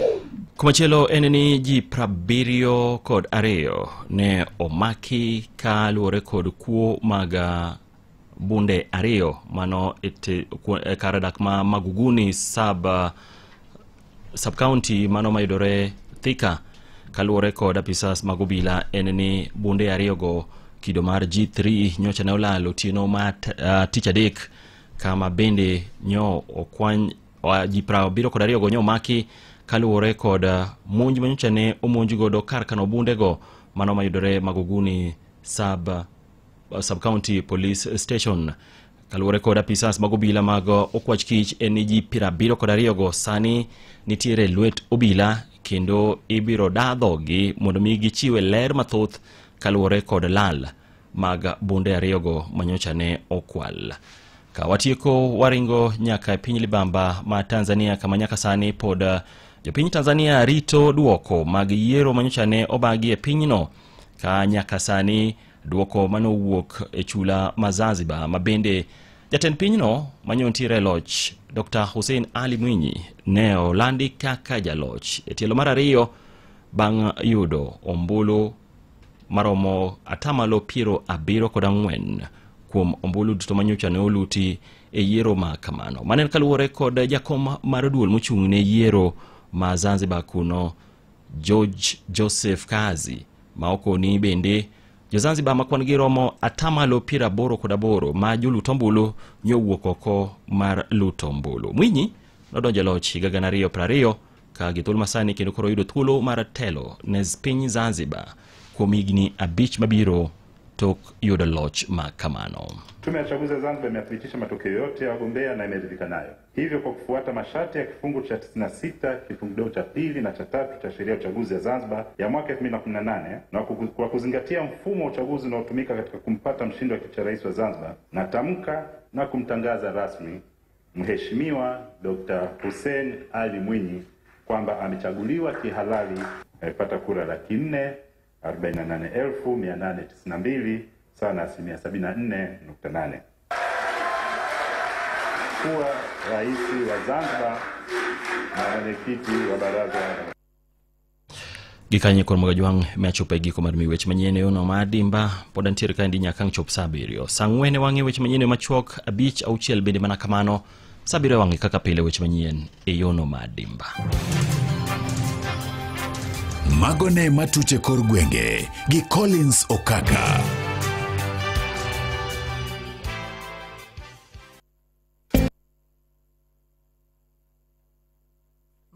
Ramogi Radio Ramogi Kar Jaluo. Mana kana seng isinya kwa Ramogi ni sani kidoro gedo en mana mabati mar Kidani mabiro konyi ndiso ot ma idwa neger ma en mabati ma otegno kendo ma nengo ne ofuku mari delivery begeti monono ma onge chudo mora kamora mara migedo e kinyewe kama gintiere Eastern Bypass Ruiru to gibro ko ni pacho kaluo e yo mayota hinya inyalo lemo ge badgi man Eastern Bypass Ruiru kata ki gocho negi enona biri ono chiko achila boro 0709 118300 itudi jo Kidani mabati e yo mayot boresha mjengo na Kidani mabati pamoja tujenge Kenya. En saa adek okalo kwa dakika parga deka marukinyi masani welo podwan go esudu ka wagombaka nikech mbaka ni ema gero pinya kwa Ramogi kalore kwa wach mar ng'anyo ma osebedo ka dhi nyime mag jopuonj mag mbalariany ma osekelo ng'ikruok mapek ne yore mag somo e mbalariany. Ma en Ramogi FM. Kargedo neni time makare e thuolo mokwongo mana gi Kidani mabati. Magi gin mabede motegno ne goyo witado. Nengo ne ogonyore kendo wakelo ni mabati minyiewo kodwa nono monge chudo. Yuatole namba 0709118 Kidani mabati. Pamoja tujenge Kenya.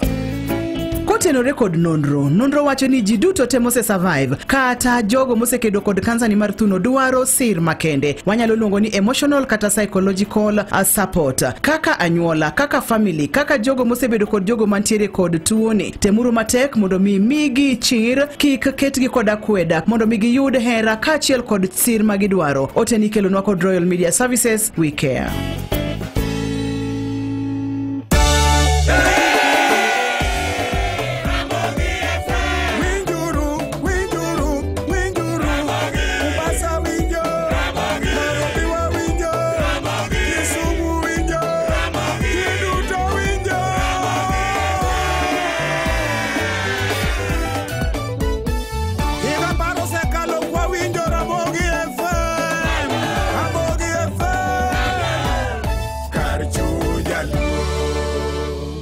Igni prario gario kawane ya mokanya kwa Ramogi kwa mipuonj kod bedo ging'eyo iwacho ni bedo ging'eyo e chakruok marieko kachiel kod mor putu kinde ka kinde ma en Ramogi FM tilo mogik chieng' Friday makawuono giko dwe mar 10 tarik 31 nye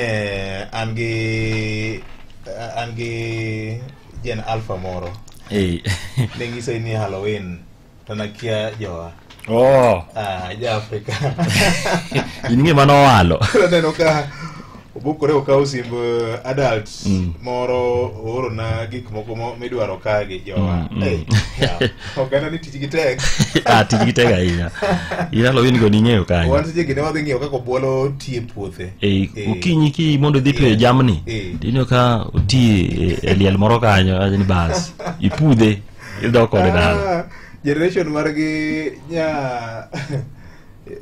nyaka maborne awora Tegainya. Begedwa mi waneno gik mang'eny e bwo piny ka. One youth leader mong'e kende en mana Oburu Oginga. Tin pile. Erokamano ahinya. Nitiere penjo ka maneno ka ji openjo ka. Oyawre mos na comrades go. Ananyisogi ni they should keep it up. Giket mana mijing'o mana e somo. Gibeda mos. Gibiro mana dok e somo. To gima koro afwenyo ni ka kech kaya to... osefwenyorie koro ka osefwenyorie koro ni kare nyalo dhi mana university kama nowacho cha Manuel Odongo Daro from Muroni Samba nyako bi go students card machielo ka wacho ni ero SMS Chuka University to somo dhi nyime Dorin from Bondo Nyawita. Nitiere ginene moro mane MOE Ministry of Education State Department for Higher Education nogolo mane wacho nitiere somo madhi nyime mbalariany mamoko sakula makamano ne gigolo yes mineno ng'anyo ni chal ka gima kata kineno kaka winjo ka comrades ariyo giloso nitiere jomoko ma oweyo ng'anyo ni jomoko gin gichung' gi chien ting'eni gini affect ok gin mana kende kata gin ma gintiere school no kineno ka joweteni ni oko ini paro nade kuma intiere oko iye koni okay no kasari kuma teka nyato onego bini koro tieko nitie ng'at nopenjo kani to bedo student leader tinde gitieko kaka platform to ascend to political positions ma ote mare Wilfred Odhiambo dibe ni kombe ma ularo e mbalariany gi ularo gi kwano moro mbele ka koso igima upenjo ka leader to nyaka bed gama visionary you have to look at how you're going to impact in the future nyaka bed gi lake more in future but apani ngene is just preparation mana dier kata James Orengo Babu Owino John Badi tell me ni luoma Osiani gini David Osiani we will call the bwana and be Joyce Medica one school Gabriel Okal Medica incoming kuma incoming to koro jo retreat to kanye mapenjo moro bire uparo nade telo masani mag jopuonjre mag mbalariany kupimo kod ma jopuonjre machien mosekalo ang'o miyo ntiere sani nenore nitiere yom moro ma bende okunyalo wuok mulos gi dola chiel ma sirikal winju ang'o matimore na penjo no ntiere samane VOJ openjo the same question mar the weakness more experience leadership structure by university students tingi milungu ni commercialization of student leadership maido ni ati ng'enye thilo dhi madho chae to maduong' mar jotelo kon koro kose odho gi boran nitima Lwedo ka ng'eny gi linga. Lwedo mupidhi ok deka. The finger that feeds you cannot bite it. But why nyisi gimoro VOJ? Ingene the weakness man leadership more experience right now. Okay, na gimali affect the students body right now. We are going to have very weak people facing the society. Not just weak in terms of fight, but weak in their reasoning power. When you start compromising, kaka bedni reason, it means that when you're going to be given a position to lead somewhere, you will be someone that can be easily compromised. Will make the nation to fall. Just a brief story. King yo piny mar Congo masani oluar gi national war in terms of Malibel. You know, we had good people, manage reason. But then nentiere joma no se compromise, more donjo system mar government. Ka mar bedu led gi King Leopold. Not King Leopold but Baudouin. You know, Congo was Congo bedu gi a very big problem. But they're the best, such as Kilo Lumumba of that time. But leadership kanobiro manoka oko jatelo milungo ni ate Mobutu Seseko Kukumbendwa. Mobutu Seseko kwa koro ka hotelo to okno ka osomo ma serious. Ki compare kod Jamali mano ugero kingdom mar Mali. Gimano kongo timo no dhi Egypt. Ko chopo Egypt kujero timo ngo okelo the best architecture. Mane momio Mali grew get architect you neno na geno kende. No gedo ti puonjo if you had information in the kingdom of Mali you can no puonjo otimre nadi to gero piny. So education, leadership ma chakre at young level age should be nurtured properly mondo we wabed get better future. Okay. So the fear mantiere sanino. The only way munyalo lead ni let the people make our position or understand kata constitution mokuongo. Nikech ng'eny nyithindo mabende nyithindo maka kanigi. Ng'ato ka otelo to kunyise ni you are the school president. Give me two roles of the school president as per the constitution. As per the constitution. Okay. He ni Kenya constitution. Yisa kala mana preamble mar Kenya constitution. He doesn't know. Only because ena kanyo ceremonial. He doesn't understand his roles. Koro kata ko boge matis ni. Oseri. Nango kasto ngama kia chief bende mess mapiyo molonga munge chief. So let the people who are there understand first constitution for both the institution and also of Kenya, so that when they act out of fear but within the law. Okay. Eyo machuok. Okay. Just. Eyo machuok mokwongo en ni kisebedo jatelo kaka an higa mabiro adhi chung Kere University kanyo. Gigo dhok mang'eny ni Kere dwaro pesa mang'eny ang'o lakini gima ng'eyo ni jomoko to dhi mako bada mbele ka. Ing'e ni gini kiwacho kamano to time dong viede. To koro wacho ga ni nitie yore adek mar wuoyo gi ng'at ma mfuko ni chal mokuot. Okono gibed compromised. Compromise en ni okono gibed ni nyiewi. Koro yore adek gi mokwongo kidwaro wuoyo gi ng'ama nigi gimoro matin tinyalo wuoyo kode gi e mfuko ne. Mar ariyo nyalo wuoyo kode gi e pache. To mar adek nyalo wuoyo kode gi e chunye. Kiwuoyo kode gi e mfuko ne to depoko sol wete mfuko ne mogolo ni gimoro miyi. To mano kendo koro mokonyi. To kiwuoyo kode gi e pache to depoko miyi paro moro minyalo keto kumoro makonyi.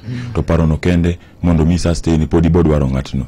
Lakini kiwuoyo kode gi e chunye to dhi miyi gimiluongo ni access. Access nyiso ni nyalo chopone. Chopone nyiso no nyalo soye gache onyaterie ode, onyaterie ofise tinyalo kawo nambani to nyakawo nambani. Nyiso ni seche mora ma en gi shida inyagocho ne to mako, to bende ka en gi shida onyalo gocho ni bibaki. Koro daher nyayo nyithindo man kuonde gi, nyithindo man e mbalariany. Weuru luwo fuka ahinya. Manyuru access. Access ni onga gima important ahinya nikech sama pod wangima e piny ni minwa Vivian Odhiambo gi dawa Millicent nowacho nania kapod ngima e piny ni kuonde adek onegi wuothe mapiyo piyo. Mokwongo en kaburini, mar ariyo en jela, to mar adek en osuptal. Kiwuothe osuptal ibong'eyo ni onge gimoro amora mamuyi ma piny ni moloyo thieth gi ngima makare. To anytime iwuothe prison ibong'eyo ni gimidwaro ga piny ni moloyo mogik en beda thuolo. Bedo gi freedom, inyalo wuotho ka un mandasi moro, inyalo moso ng'ato kumoro tinind kumoro. To mar adek kiwuotho e graveyard mano en kaburini, ibong'eyo ni gik midwaro ga piny ni en ga mana ngima. O kata weche Kongo, kata weche auchiel mane wawacho ka, lakini ngima no nikech lo mawuothe ni kawuono kiny no bed tatua kako sebedo tado ne joma moko mosenindo. Wachmangi wande. Collins benite penjo nikech agomno watieki mondo wadonje adek tatu. Adek tatu anano kai wadhi nyime mana kwa tieko kakor wadhi nyime geno nitiere ni ng'anyo to koro dhi rumo. Kaka jotelo mag mbalariany mopogore jopuonjre magu ang'o ma koro chenro mage ma un godo mar neno ni ubiro kanya achiel mondo mi sama uloso to ok ni jotelo moko ochung' chien to un mbele munenu kaka joma kelo atua. Kamano koro kena chat book inango cha wami doko machalo kama apani ati ntire ngeno kinya temo riwo kwa chijite but samoro jite okunyal bai paroma make chiwo manu mimi nawacho ni ati as long as ni isengeyo chick you act within the law, and then you also persuade other members to also act within the law. Koro riwo kwa wijite mondo me the only thing monyalo to is communication. You state your issues clearly without gimoro ni ati itemo nindo konchiel kata bedo kumachielo. Maybe okinya make sense, but with the time key follow check. That's number one. Number two, then you stand very strong. People will come to remember who you are someday. Kata mananga poni nini, it will be fine. Mananga Jojo sewacho ni maybe okwamanyi mwandu kata staff epinkai. Maybe maybe kaporo dark. So those are not the things maybe samoro okay important sana. But we gigo ukalkumwa sama wantiere ni mondo mi wawenye tindo kacha at least they will also understand that as long as one live in this world, as long as one students, but there are some processes we'll go through, and we're the ones to rectify every situation. Collins Okaka mapio pia ngimanya lawa chipenjo nino mpenyo ma simple kabisa. Enini wakati dwachi wachien. Ngani na yudo ni jotelogi kise keto dwachi mbele to nyiso ni kata ndalogi ndalogi mag chuny motegno dhi bedo machuok kabisa. Be gimano miyo jatendwa kendo baba wa Raila Odinga nochung kuom ndalo mathoth. En keto dwache mogik. Koro seche te kaka wan jotendo mag mbalariany kata nan gigeno na dhi bedo kere university kacha to dwacha nyaka bedo mogik.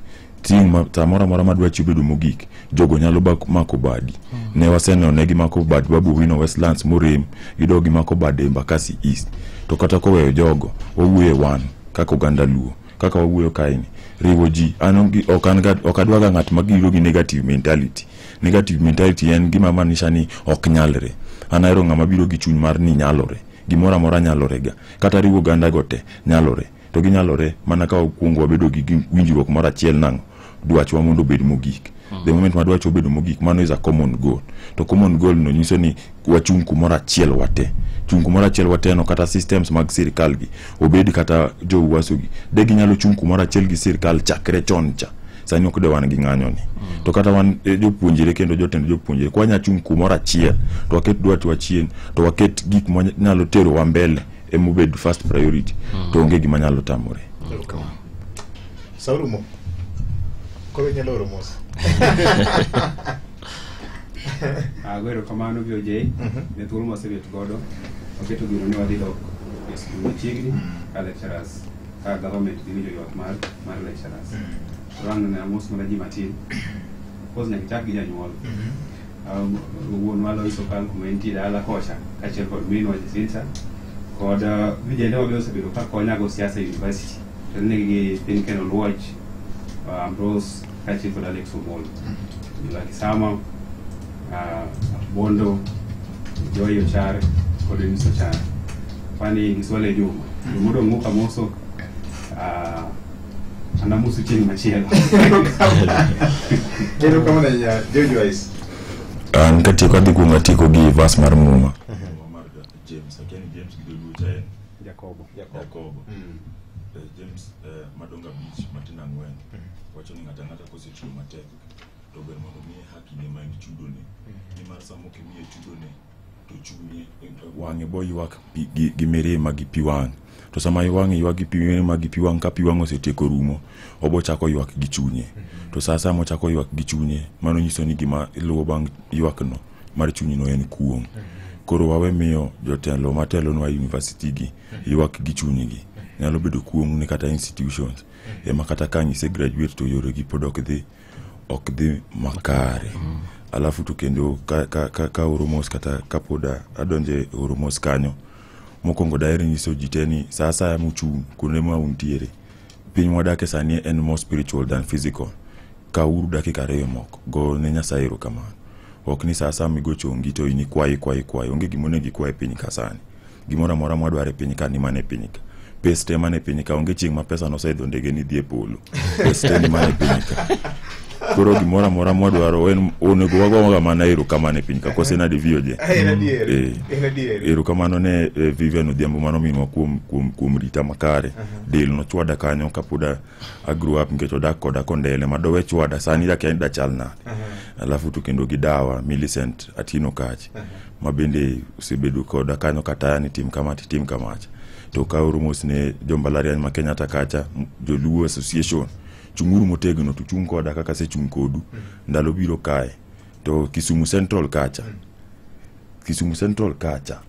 daktari cha obed mutang kabisa gimotimo kacha ongi ndalo biro mbele kae ma wada chandre ki jodongo gi VOJ pesa ema gima giketho go gini ni gikelo pesa gini lakini ka ginyala kelo chuny maler to wanyagoy comrades ria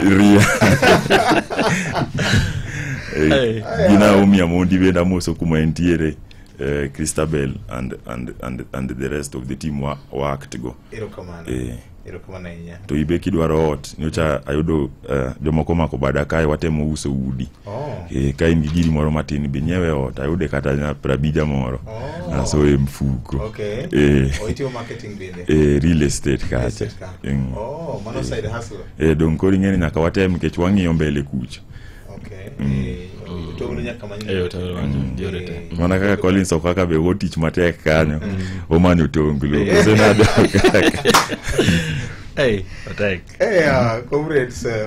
comrades nye wan go studio kanya para moga jwang to ma ok giko mar bedo kodgi wabro ga bedo ko gwelo gi mondo kech gimbe gin gidwole weche mag siasa gi dongruok mar piny kendo yor luomo duol joma nigi ng'ol mine nyithindo manyiri nyithindo mayawuoyi kod jite okelo gi kanyakla onge piny minyalo ger ka nitie kuth moro mowe chien mane omiyo katiba marwa ni sani okelo gima waluongo ni inclusivity okelo ji kanyakla ni ka wach nitiere ming'ado nyaka kaw pach ji te mane wach mantie ka kamano en sade gi dakika 32 mar okinyi masani nyaka londo mari Ramogi FM pod an kodi ka nyaka saa 4 adek tatu donjo ka e yo machalo kama Monta wer no berana yawa monta wer no berana sama mako wacha chapwae sama chako wenda tochuna kere jokanyana ilongo wasigo kaneni tokuyo tono makta timuo bindo towinji tetete wasonge bemieli higa barkoro itegno mor maduong waye iro masonga yasungi oberana Ramogi Karchunja luo Adek tatu Golo adek maliet sa adek kugwen Furahide Fungaliech wach kapuoyo Tony Theo Jakamanga MC Marujo Ward kama na yenya imbi kona kanyini imbe ni student leader mano MC Marujo Ward kona kanyini nyalo rega dier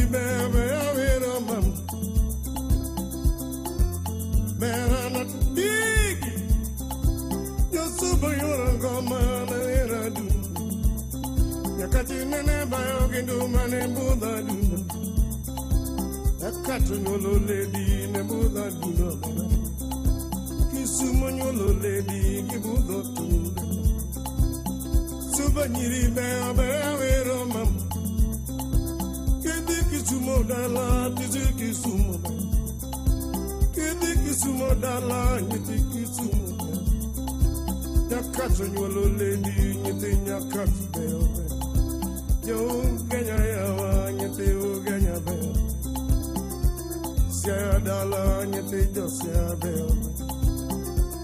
Sumo dala nyete kisumo. Tunga machingo yogo bera na nyate mael. Kama yogo more kuradu. Ziwuda mino linge waya wiro mamu. Zizi makumaro linge waya wiro mamu. Bera yuradu. Bera nyate mael. Subanyiri bera bera wiro mamu. Subanyiri bera bera wiro mamu. Zizi wuda mino linge waya wiro mamu. Arum penjo na wiro mamu. Kiki mama penjo na devya. Ambani wuda bandu wanu gonebu. Ambani kama yogo bera na nyate mael. Iwinjo Ramogi Radio. Devi wujo suba budong na wiro mamu. Devi do budong na wiro mamu. Ngama chingo yogo bera na nyate mael. Kama yogo bera yura dulo. Katunu mina dulo jawara na wiro mamu. Su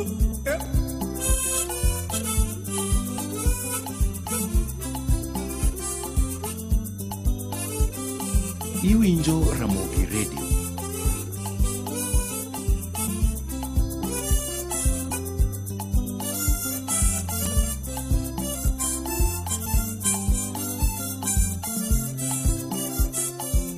Ugweno choke. Ugweno bilgi malo ya. Ugweno sai wani kimere jaga. Ya ugweno. Iko. Choke. Wabudu moswan kiken firini. Hey.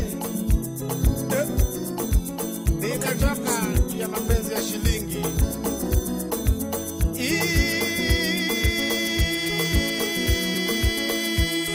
Mama mapenzi ya shilingi si mapenzi. Mapenzi ya shilingi mama na. Nimechoka juu ya mapenzi ya shilingi.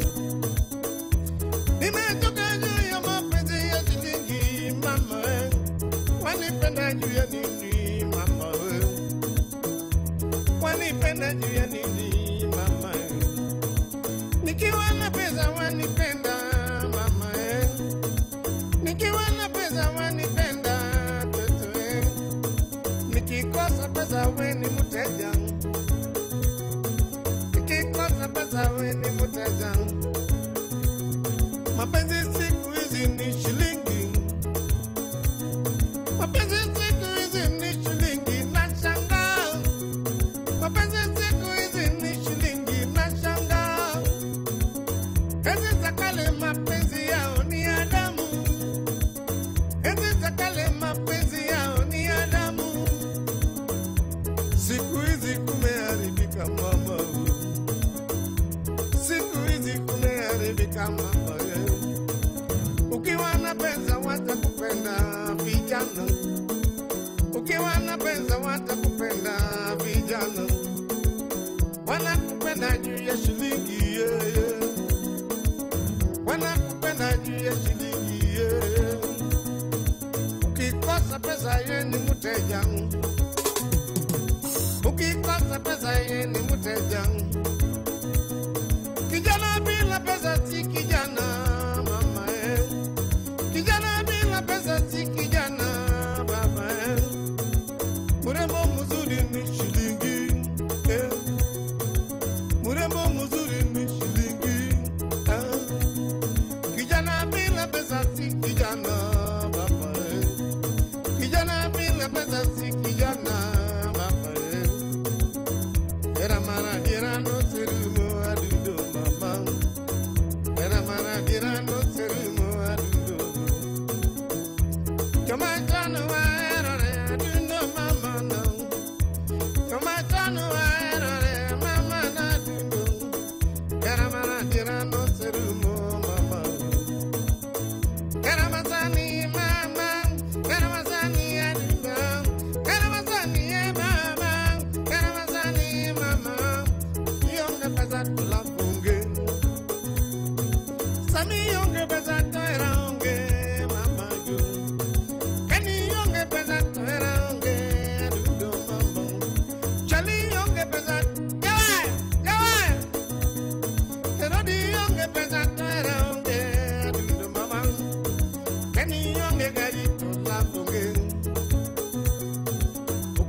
Sakaje una mapenzi.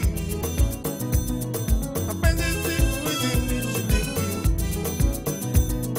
Omari chunga sana kijana. Kijana wewe. Omari chunga sana kijana wewe. Kijana. Pesa yako ya kuwa mwenyewe. Pesa yako ya kuwa mwenyewe. Shilingi mapenzi. Kuja mulima mapenzi. Shilingi mapenzi. Kuja mulima shilingi. Ukiwa na gari watakupenda warembo we. Ukiwa na pesa watakupenda sugar mami we. Kuno kume watakupenda warembo we. Ukipenda raha watakupenda warembo we. Kijana bila pesa si kijana. Kijana bila pesa si kijana. Better than a yuri kuroba. Tino better than a yuri kuroba. Era ni tano yana wero mamobe. What the love tano yana wero mamobe. Sanda nango tingena iliopa. Atini sanda nango bingena iliopa. Lego mutonga la yuri kuroba. Lego ini kanye nyagi yiri. Choma dongo bundongo mawero mamobe. Ukwinu uno mega buda wero mamobe. Chalia imanyi giaranya tijalego kwa. Wakiaga wuni dola budo mamajana. Pesa wangelando budo toni wuni. Kero singa wanugo ne budo mamobe. Without me no mako waya wero Omari Omari wano gona wero mamo Tieno nyajo donga timi na dobe Kiago yuoro buda wero mamo Kambo dokta ne budo mamo Walango jara tingi budo mamo Ajosi wuru chogo budo mamo Dala buda mama era ni sano ya na timi na dopa tieno yini kanyenya gijirima atla sana na we atino unyunyi jamita ne buda mama unyunyi soja ne buda mama alila wuni do alila hey. Jandi wane puno mama punda Ubunyu wudu nyuka buda wero Sanda giera tingena iri ukwa Mi sanda nango Tiningena iri jandi yano Kari nini wuna giera na Amingena iri jandi yano Timina de ukwaron Abelinge na iri jadion Bunyo udo nyuka muda wero mamu What's love tando ya na wero mamu Yiri babeyo wano go na wero mamu Sanda giera nyati jale gumuzo Era tando ya na wero mamu Sanda nango Kana legi uonda nango Kare nini uonda giera nango Megaranga Yeko megaranga We bunjo koda Nyalo ketu viyang Wangi bera nango Sienani bera teng Ukwendi bera na Gira nango Chumo Atina timina deja Komaria Kara timina deja diana Hey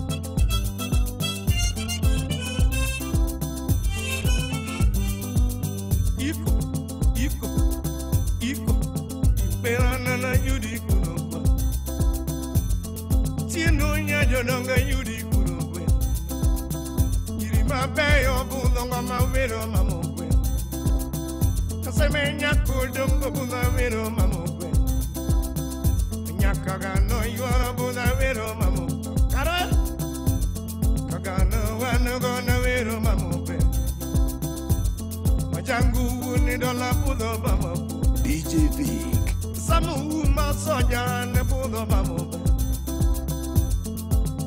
Morena na yuri bulu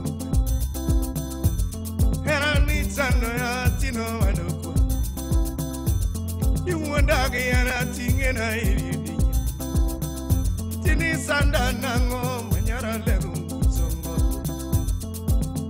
Ui na yuri kuro bela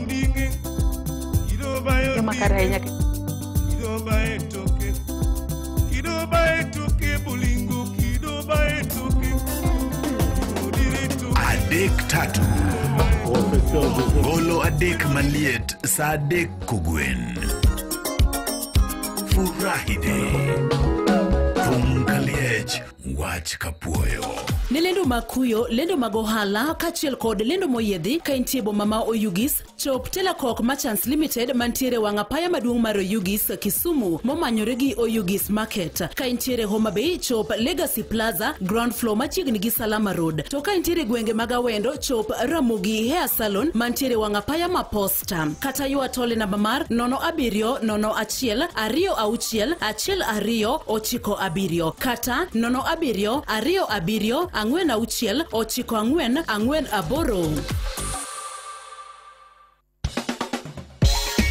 View sasa kilituko mpayo mag dramas mapacho ka tuke malombo ji blockbusters telenovela e dhok ma iniwuon ema iwinjo. Gie sani inyalo bedo jaloch maduong' gi ji pange na View sasa. Wan kod 50k milojo maka juma, nus milion milojo ke dwe kod grand prize ma 2 million miloyo. Donja View sasa ni tikod paybill number 724177. Kitambo di mari masimu ka account number kaeto kisling prabich mondo chakre tuke kod points prauchiel mondo kiti thuolo ber mar bedo jaloch. Kaka bedo donja View sasa eka thuolo mari mabedo jaloch bende medore. Opwodha kod BCLB license number 0000276. En ng'ano manyalo bedo gi geno kuome. En ng'ano manyalo gi yie ni nyalo tero nyithindo e skul kendo duoko gi koki skul. En ng'ano manyalo geno kuome gi osiki. En ng'ama nyalo geno kuome ni nyalo teri tich kata kain kod safar ma idwa dhi seche mag otieno. Wakelo ni Wigo ma en yoroth manyien ma in kod adier ma osete ma oyud ne en kare. En kod joriembo ma nyalo bedo gi geno. Nitie pesa ma iduoko ni kaka jawuoth sasa ma itiyo gi Wigo app. Download Wigo app kawuono ko Google Play Store kata App Store kata ndiko te machuok ni Wigo kasto iore namba mar 20425 mondo idhi safar ka in gi chir. Wigo, let's go.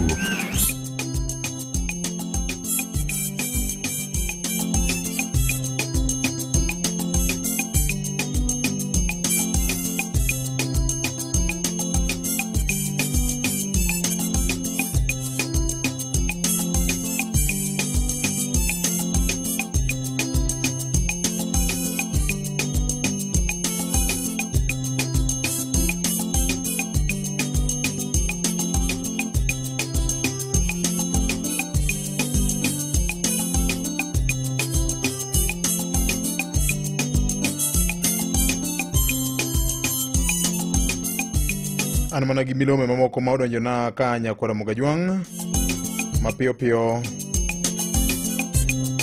ote ma lendo ma oyiedhi.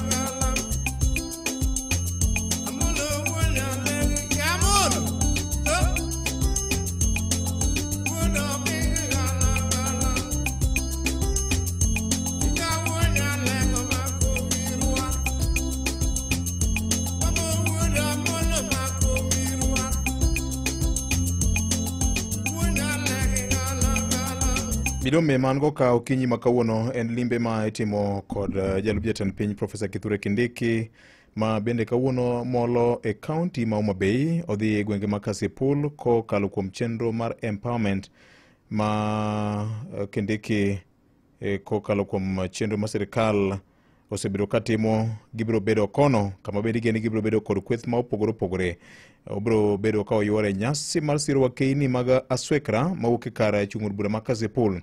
Nyasi dhi bedo kar tiegruok ma Sikri Vocational Training College. Igeno ni bende biro yuore kod ji mopogore kama oting'o gavana ma Homa Bay County mano Gladys Wanga kachiel kod ji mopogore nyaka Ramogi Ajwang'. Magi te gin ote moyiedhi.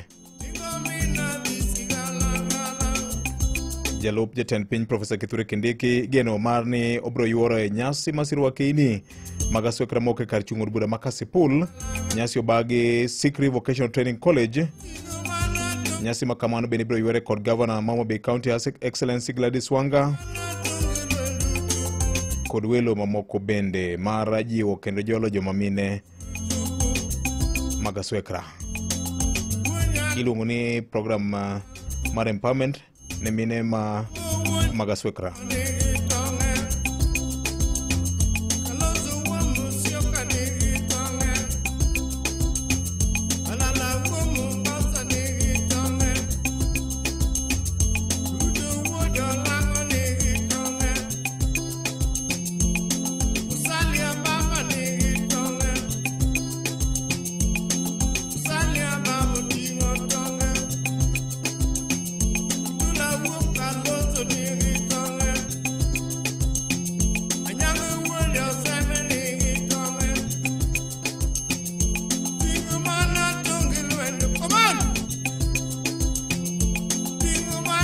Bidome bende diero bura mar 32 mar County Revenue Round Table kama bende ne ochwe kom kod governor ma bende koro yango ni negi temo ng'iyo ni dwe mar 8 nyaka dwe mar 9 county sdach nade weche mag choko usuru manyalo konyogi. Dwaro manitiere mar neno ni gimedo choko manyalo konyo weche mag chwalo chenro mag county katinende giseidho gi chigni %170 e revenue kopim kod kinde maket kod ma higa mokalo chien kopuoyo mokalo jo Homa Bay County kuom wuok mar golo usuru kaka dwarore.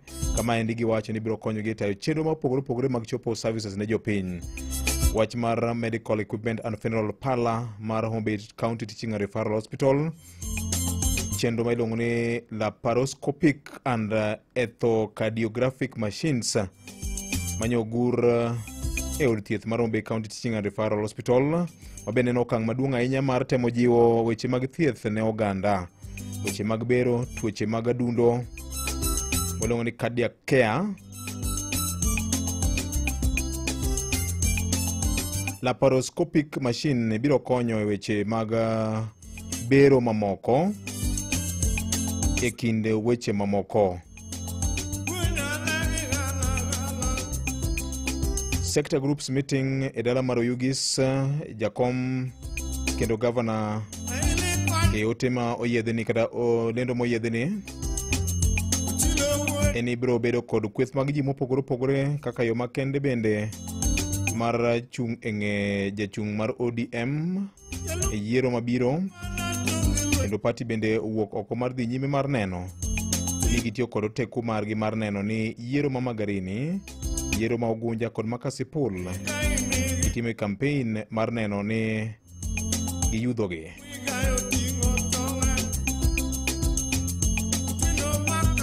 None ote moyiedhi mane an go kanya kwa Ramogi Ajwang' duto kelo kanyo saa 3:57.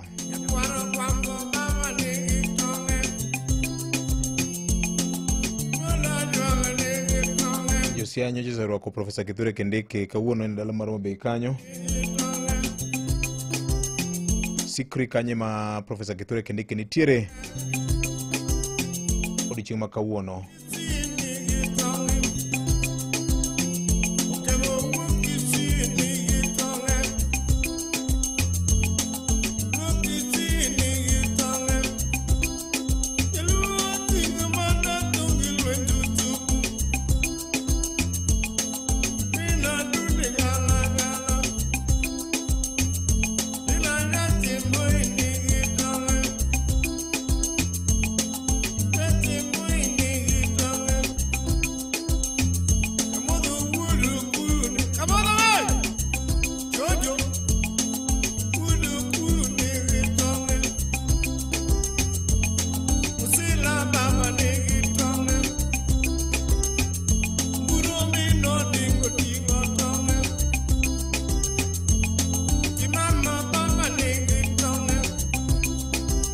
Mano waparo godo ndalo Nyakwaramogi cha ndalo mane wan kod Pentagon Tony Jadundo kanyo ka wero jakom Raila Odinga wuod Nyalego igala gala. Waparo godo ndalo Nyakwaramogi Ajwang' chieng' Friday ma kawuono giko dwe mar 10 tarik 31 dwe ni gani ne en mor mar bedo kodi e chenro mar Kogwen nyaka ne wachake sa 11 ano ka koro yie dhika gi makoro go ero kama na engineer Wood Phoebe ngisa kani maka joma awinji malera ahinya mano engineer Wood Phoebe achiel mungecha Wood Nyakach producer e wacho ni Victor wawinji maber ahinya wan mane omedo mana jiwo wach mar jongolo mekwa mondo mi ogongolo manyalo kelo mor kod puonj ne oganda ti wacho nani odichieng' manyoro nyiewo romo kod PS Raymond Omolo mano kelo kanyakla jowende mag pako Nyasaye kod mag piny mamiyo jopiny puonj kaka yore mag jiwo gini to ngimagi makiny chalo nade gi weche mag tego industry jogoro jomiji nyiero kaachiel kod ji mopogore opogore jowa mantiere siwandha mag arts go mano ne okelo kanyakla joma wuok e alwora mar Nyanza mangima. Atome Sifa bende gikona kanyo nitiere Tabi Odanga gini gi jower mopogore opogore nyiewo ungo kanyakla nyoro ma ikona kanyo ni en okang' maber ahinya ka otelnu kanyo kod bende Felix Odiwuor MP Malang'ata ahinya to PS Dr. Raymond Omolo ma bende nyiewo wacho kanyo ni ne owuotho kodu maber ahinya mar nyiso ni geno nitiere kokalo kuom weche mag siro art sero kama na engineer Wood Phoebe mano Wood Nyakacha en sangwen aneno kanyo ka en thuolo mar goriti makawuono ne jowa madhi Rusinga e kopo mar jaduong' Kamia chopur maber ahinya ne jowa mantie kod liete mopogore opogore bende atimo mos makende ni mar Jehova Nyasaye manyalo gik moko te mar bed kodu kanyakla kod bende joma kiny dhi e kanisa lamne uro piny lamne uro piny kinyan gi arambe ariyo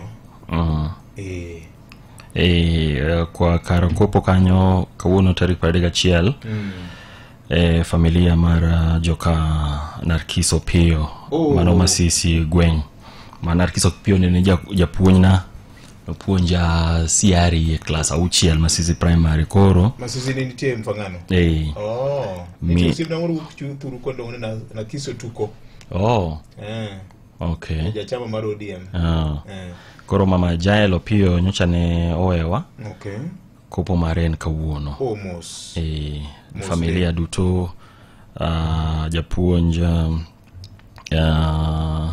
mabene no puonja wuod mama Jael mano Mr. Uma Nyayo timekeeper mano ne timekeeper maro e primary Agulu gini Evelyn Mosuru kende odichieng' makawuono gi anyola kod familia mar joka jaduong' Mariko Odera mos mathoth kamano mos mathoth ero kama nanya jaod bura ma Ndhiwa Martin Owino bende ng'isa ni an bende arwako osiepe wabro bedo gi nyasi mar medical camp Ndhiwa KMTC kochakore tarik 22 nyaka 23 dwe manyien mar 11 ikona kanyo ne wang'uko chenro nikech nindo mar jakom Baba Raila Odinga warwako ji duto te ero kama nanya Mheshimiwa Martin Owino Wood Chief kuom ote makamano medical camp Ndhiwa Be Healthy Day medical camp Ndhiwa KMTC dwe mar 11 kochakore 22 nyaka 23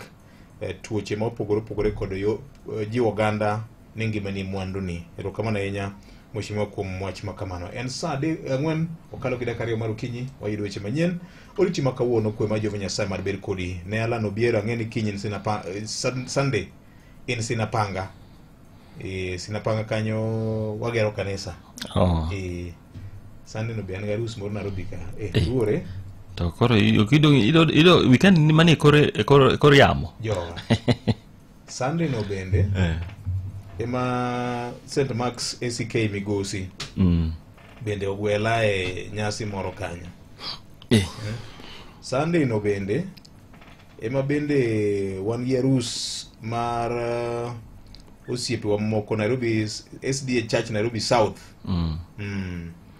SDA Church Nairobi South koro oruore kuma isechopeni kori bede gi jating' ndai kwe mar Jehova Nyasaye ber kodu Weche manyien e yo machuok e lak sechegi. Kamara maro mintie nyakor Mogajwang oyawore kendo karwaki machiegni winjo moko kuom weche mabiro bedo kolune odiechieng' makuono ka en bende odiechieng' mogik dwe mar 10 tarik 31 higa 2025 ka bende achiel kuom weche moluwo ni odiechieng' makuono en kotenore koda ng'anyo mar jopuonj mag mbalariany kaachiel kod jotije mag mbalariany ma odiechieng' makawuono.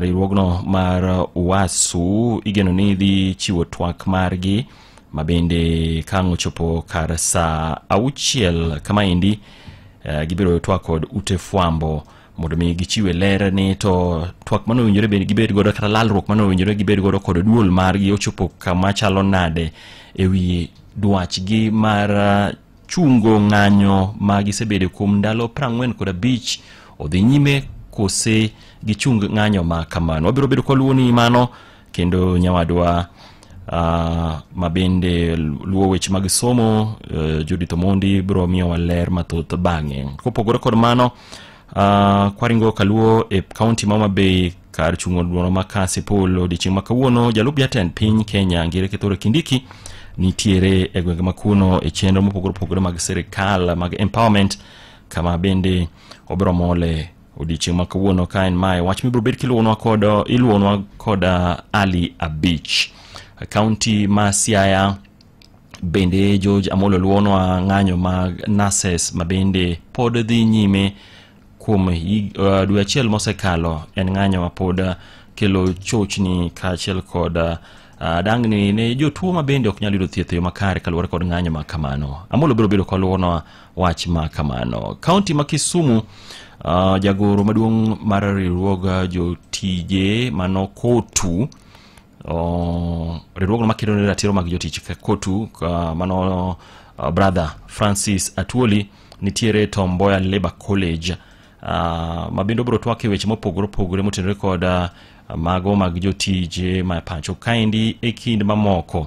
Alan biro bedo kaluonwa wach ma kamano. Kadho wadhi na mchumi Mombasa George Aoko luonwa wach motenore kod meli ma mano badmigao kata badmigao no mar KTDA mabende dhi chwalo moko kuom mwandu magi kowuok e dhowath maduong' ma Mombasa ne jopur mopogore mag chai e pacho kaendi. County ma Migori Jojuma luonwa weche motenore kod aggregation and industrial park mayudore gwenge ma Nyatike mabende isiro kod piny owacho koma obiro luonwa to chalo nade e weche motenore kod omenda mowinjore bed ni chwalo mondo mi okony e gedo mar park ma kamano. Magi kod mamoko mathoth nyakor Mogajwang paw siasa bende obiro bedo koluwo ni odiechieng' makuoni gin ang'o gin matimore ka e kinde ni jatend piny Kenya William Ruto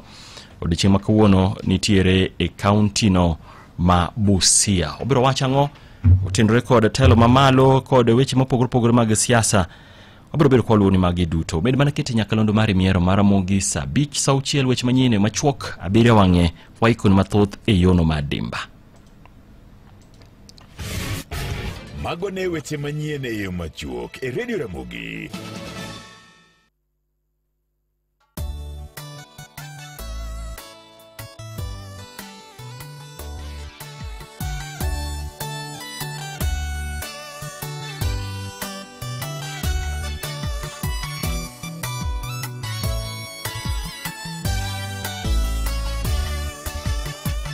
Amor kalando nyingi jawana e pinje duto infinito gima dhano gima wacho ni elweti kata ben mana gimwanu mano to ionge koda tembe nyalo teko ngimana apoya ma apoya mudo. An amor kalando nyingi jawana e pinje duto infinito gima dhano gima wacho ni elweti kata ben mana gimwanu mano to ionge koda tembe nyalo teko ngimana apoya ma apoya mudo. Yesu imiya geno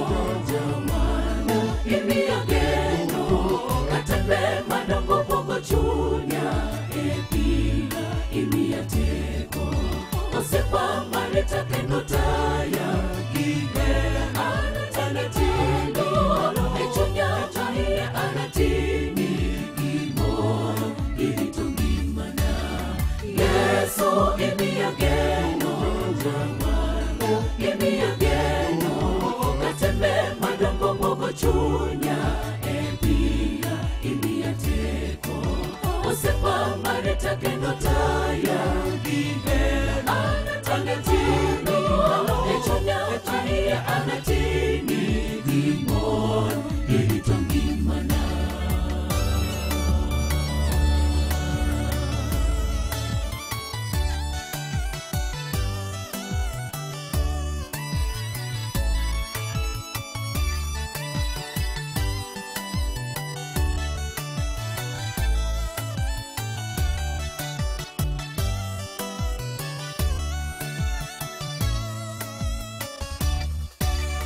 Kareber kabedo buti ya wana imana duto kikiwe awoge lweti kataka aonge mwandu bedo buti miya geno manu achopo e polo onge gima lombo chunya e pi ya monitaya Kareber kabedo buti ya wana imana duto kikiwe awoge lweti kataka aonge mwandu bedo buti miya geno manu achopo e polo onge gima lombo chunya e pi ya monitaya Yesu imiya geno jamano imiya geno katembe madongo mogo chunya e pina imiya teko osepa marita kendo taya gine anatino e chunya taya anatini gimoro irito ngimana Yesu imiya geno jamano imiya geno katembe madongo mogo chunya e pina imiya teko osepa marita kendo taya gine anatino e chunya taya anatini gimoro irito ngimana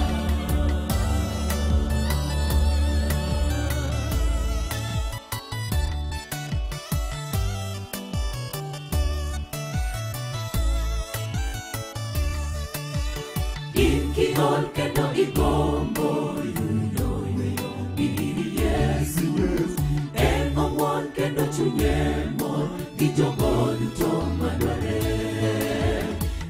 abiya kaka ino jawa eno miyweyo kikiwe jasigu satan monima ito e mudho Inkiol kendo igombo yudo Yesu en owuon kendo chunye mor gi jogo duto madware abiya kaka ino jawa eno miyweyo kikiwe jasigu satan monima ito e mudho Yesu imiya geno jamano imiya geno katembe madongo mogo chunya e pina imiya teko osepa marita kendo taya gine anatino e chunya taya anatini gimoro irito ngimana Yesu imiya geno jamano imiya geno katembe madongo mogo chunya e pina imiya teko osepa marita kendo taya gine anatino e chunya taya anatini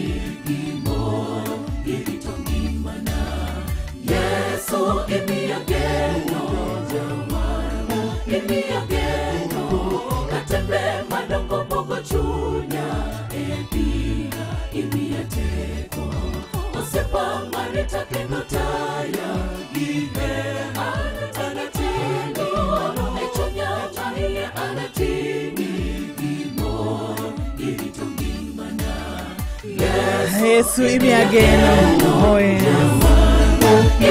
imiageno Katembe madongo bogo chunya Tine mimi ateko Osiepa marita kendo taya Anatingi malo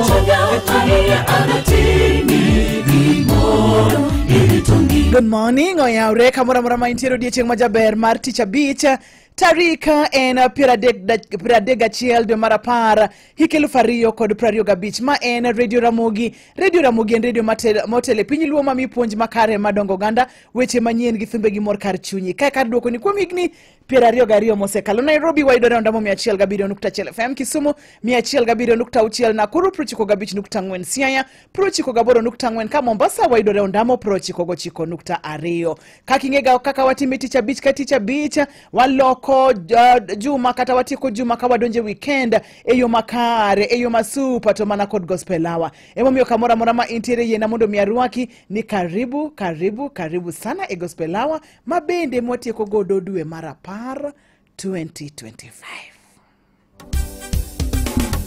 watieko godo dwe mara par 2025 kawa donje dwe mara paga chelo officially 2025 Yesu kologi kumokwa mote Yesu kende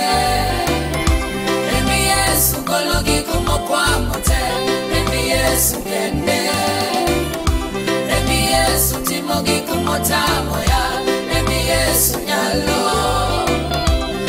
Yesu timogi kumotamo ya Yesu nyalo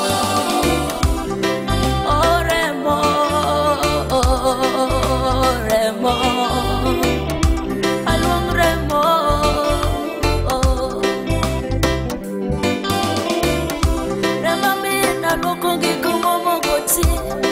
sana luanda arabo Yesu choki kumotamo ya Yesu kende Chamo kelo chopo nyake chogo Yesu numu Teko mokelo chiero nyaka jomoto Yesu tio Yesu fulo weche mabeyo na ene molo ya nyuola Yesu fulo weche mabeyo na ene molo ya nyuola Alungremo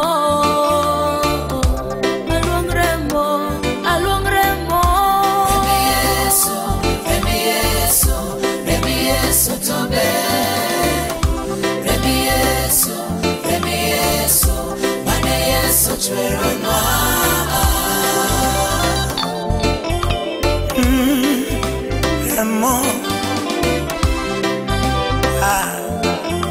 Hallelujah.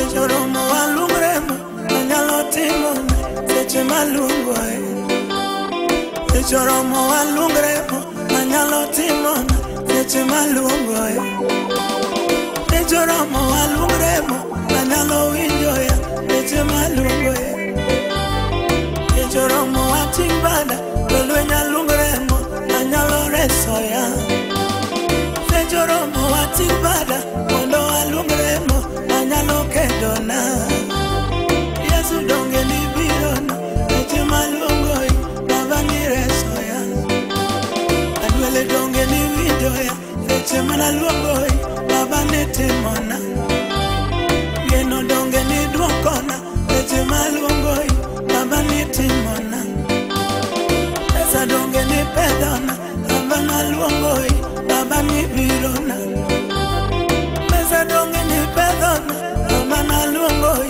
baba ni timona Yesu geno donge ni kelona baba na luongoi baba ni timona Geno donge ni kelona baba na luongoi baba ni timona Enjo donge ni duokona sama na luongoi baba ni winjoya Tuocho donjo walungremo Tuocho donjo walungremo duko donjo walugremo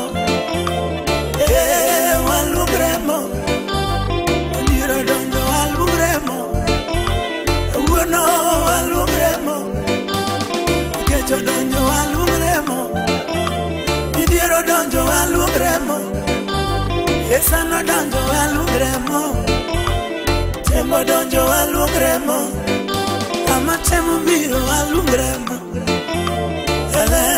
walugremo Alungi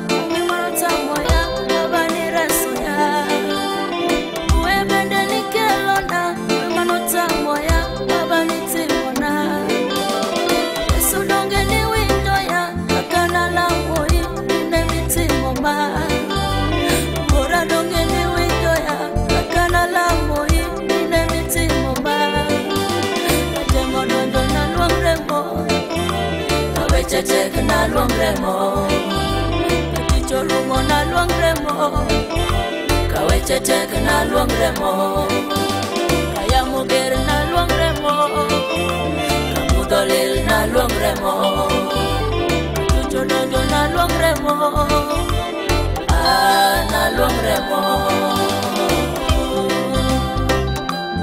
Erokamano Yesu kuom rembi manigi teko Remo maduoko geno Nyasaye winjori amina winjori gidendo rembi manigi teko manochwere Kalvari manoduoko geno Yesu haleluya rembi Yesu rembi Yesu rembi Yesu tobe rembi Yesu rembi Yesu mane Yesu chweronwa rembi Yesu rembi Yesu rembi Yesu tobe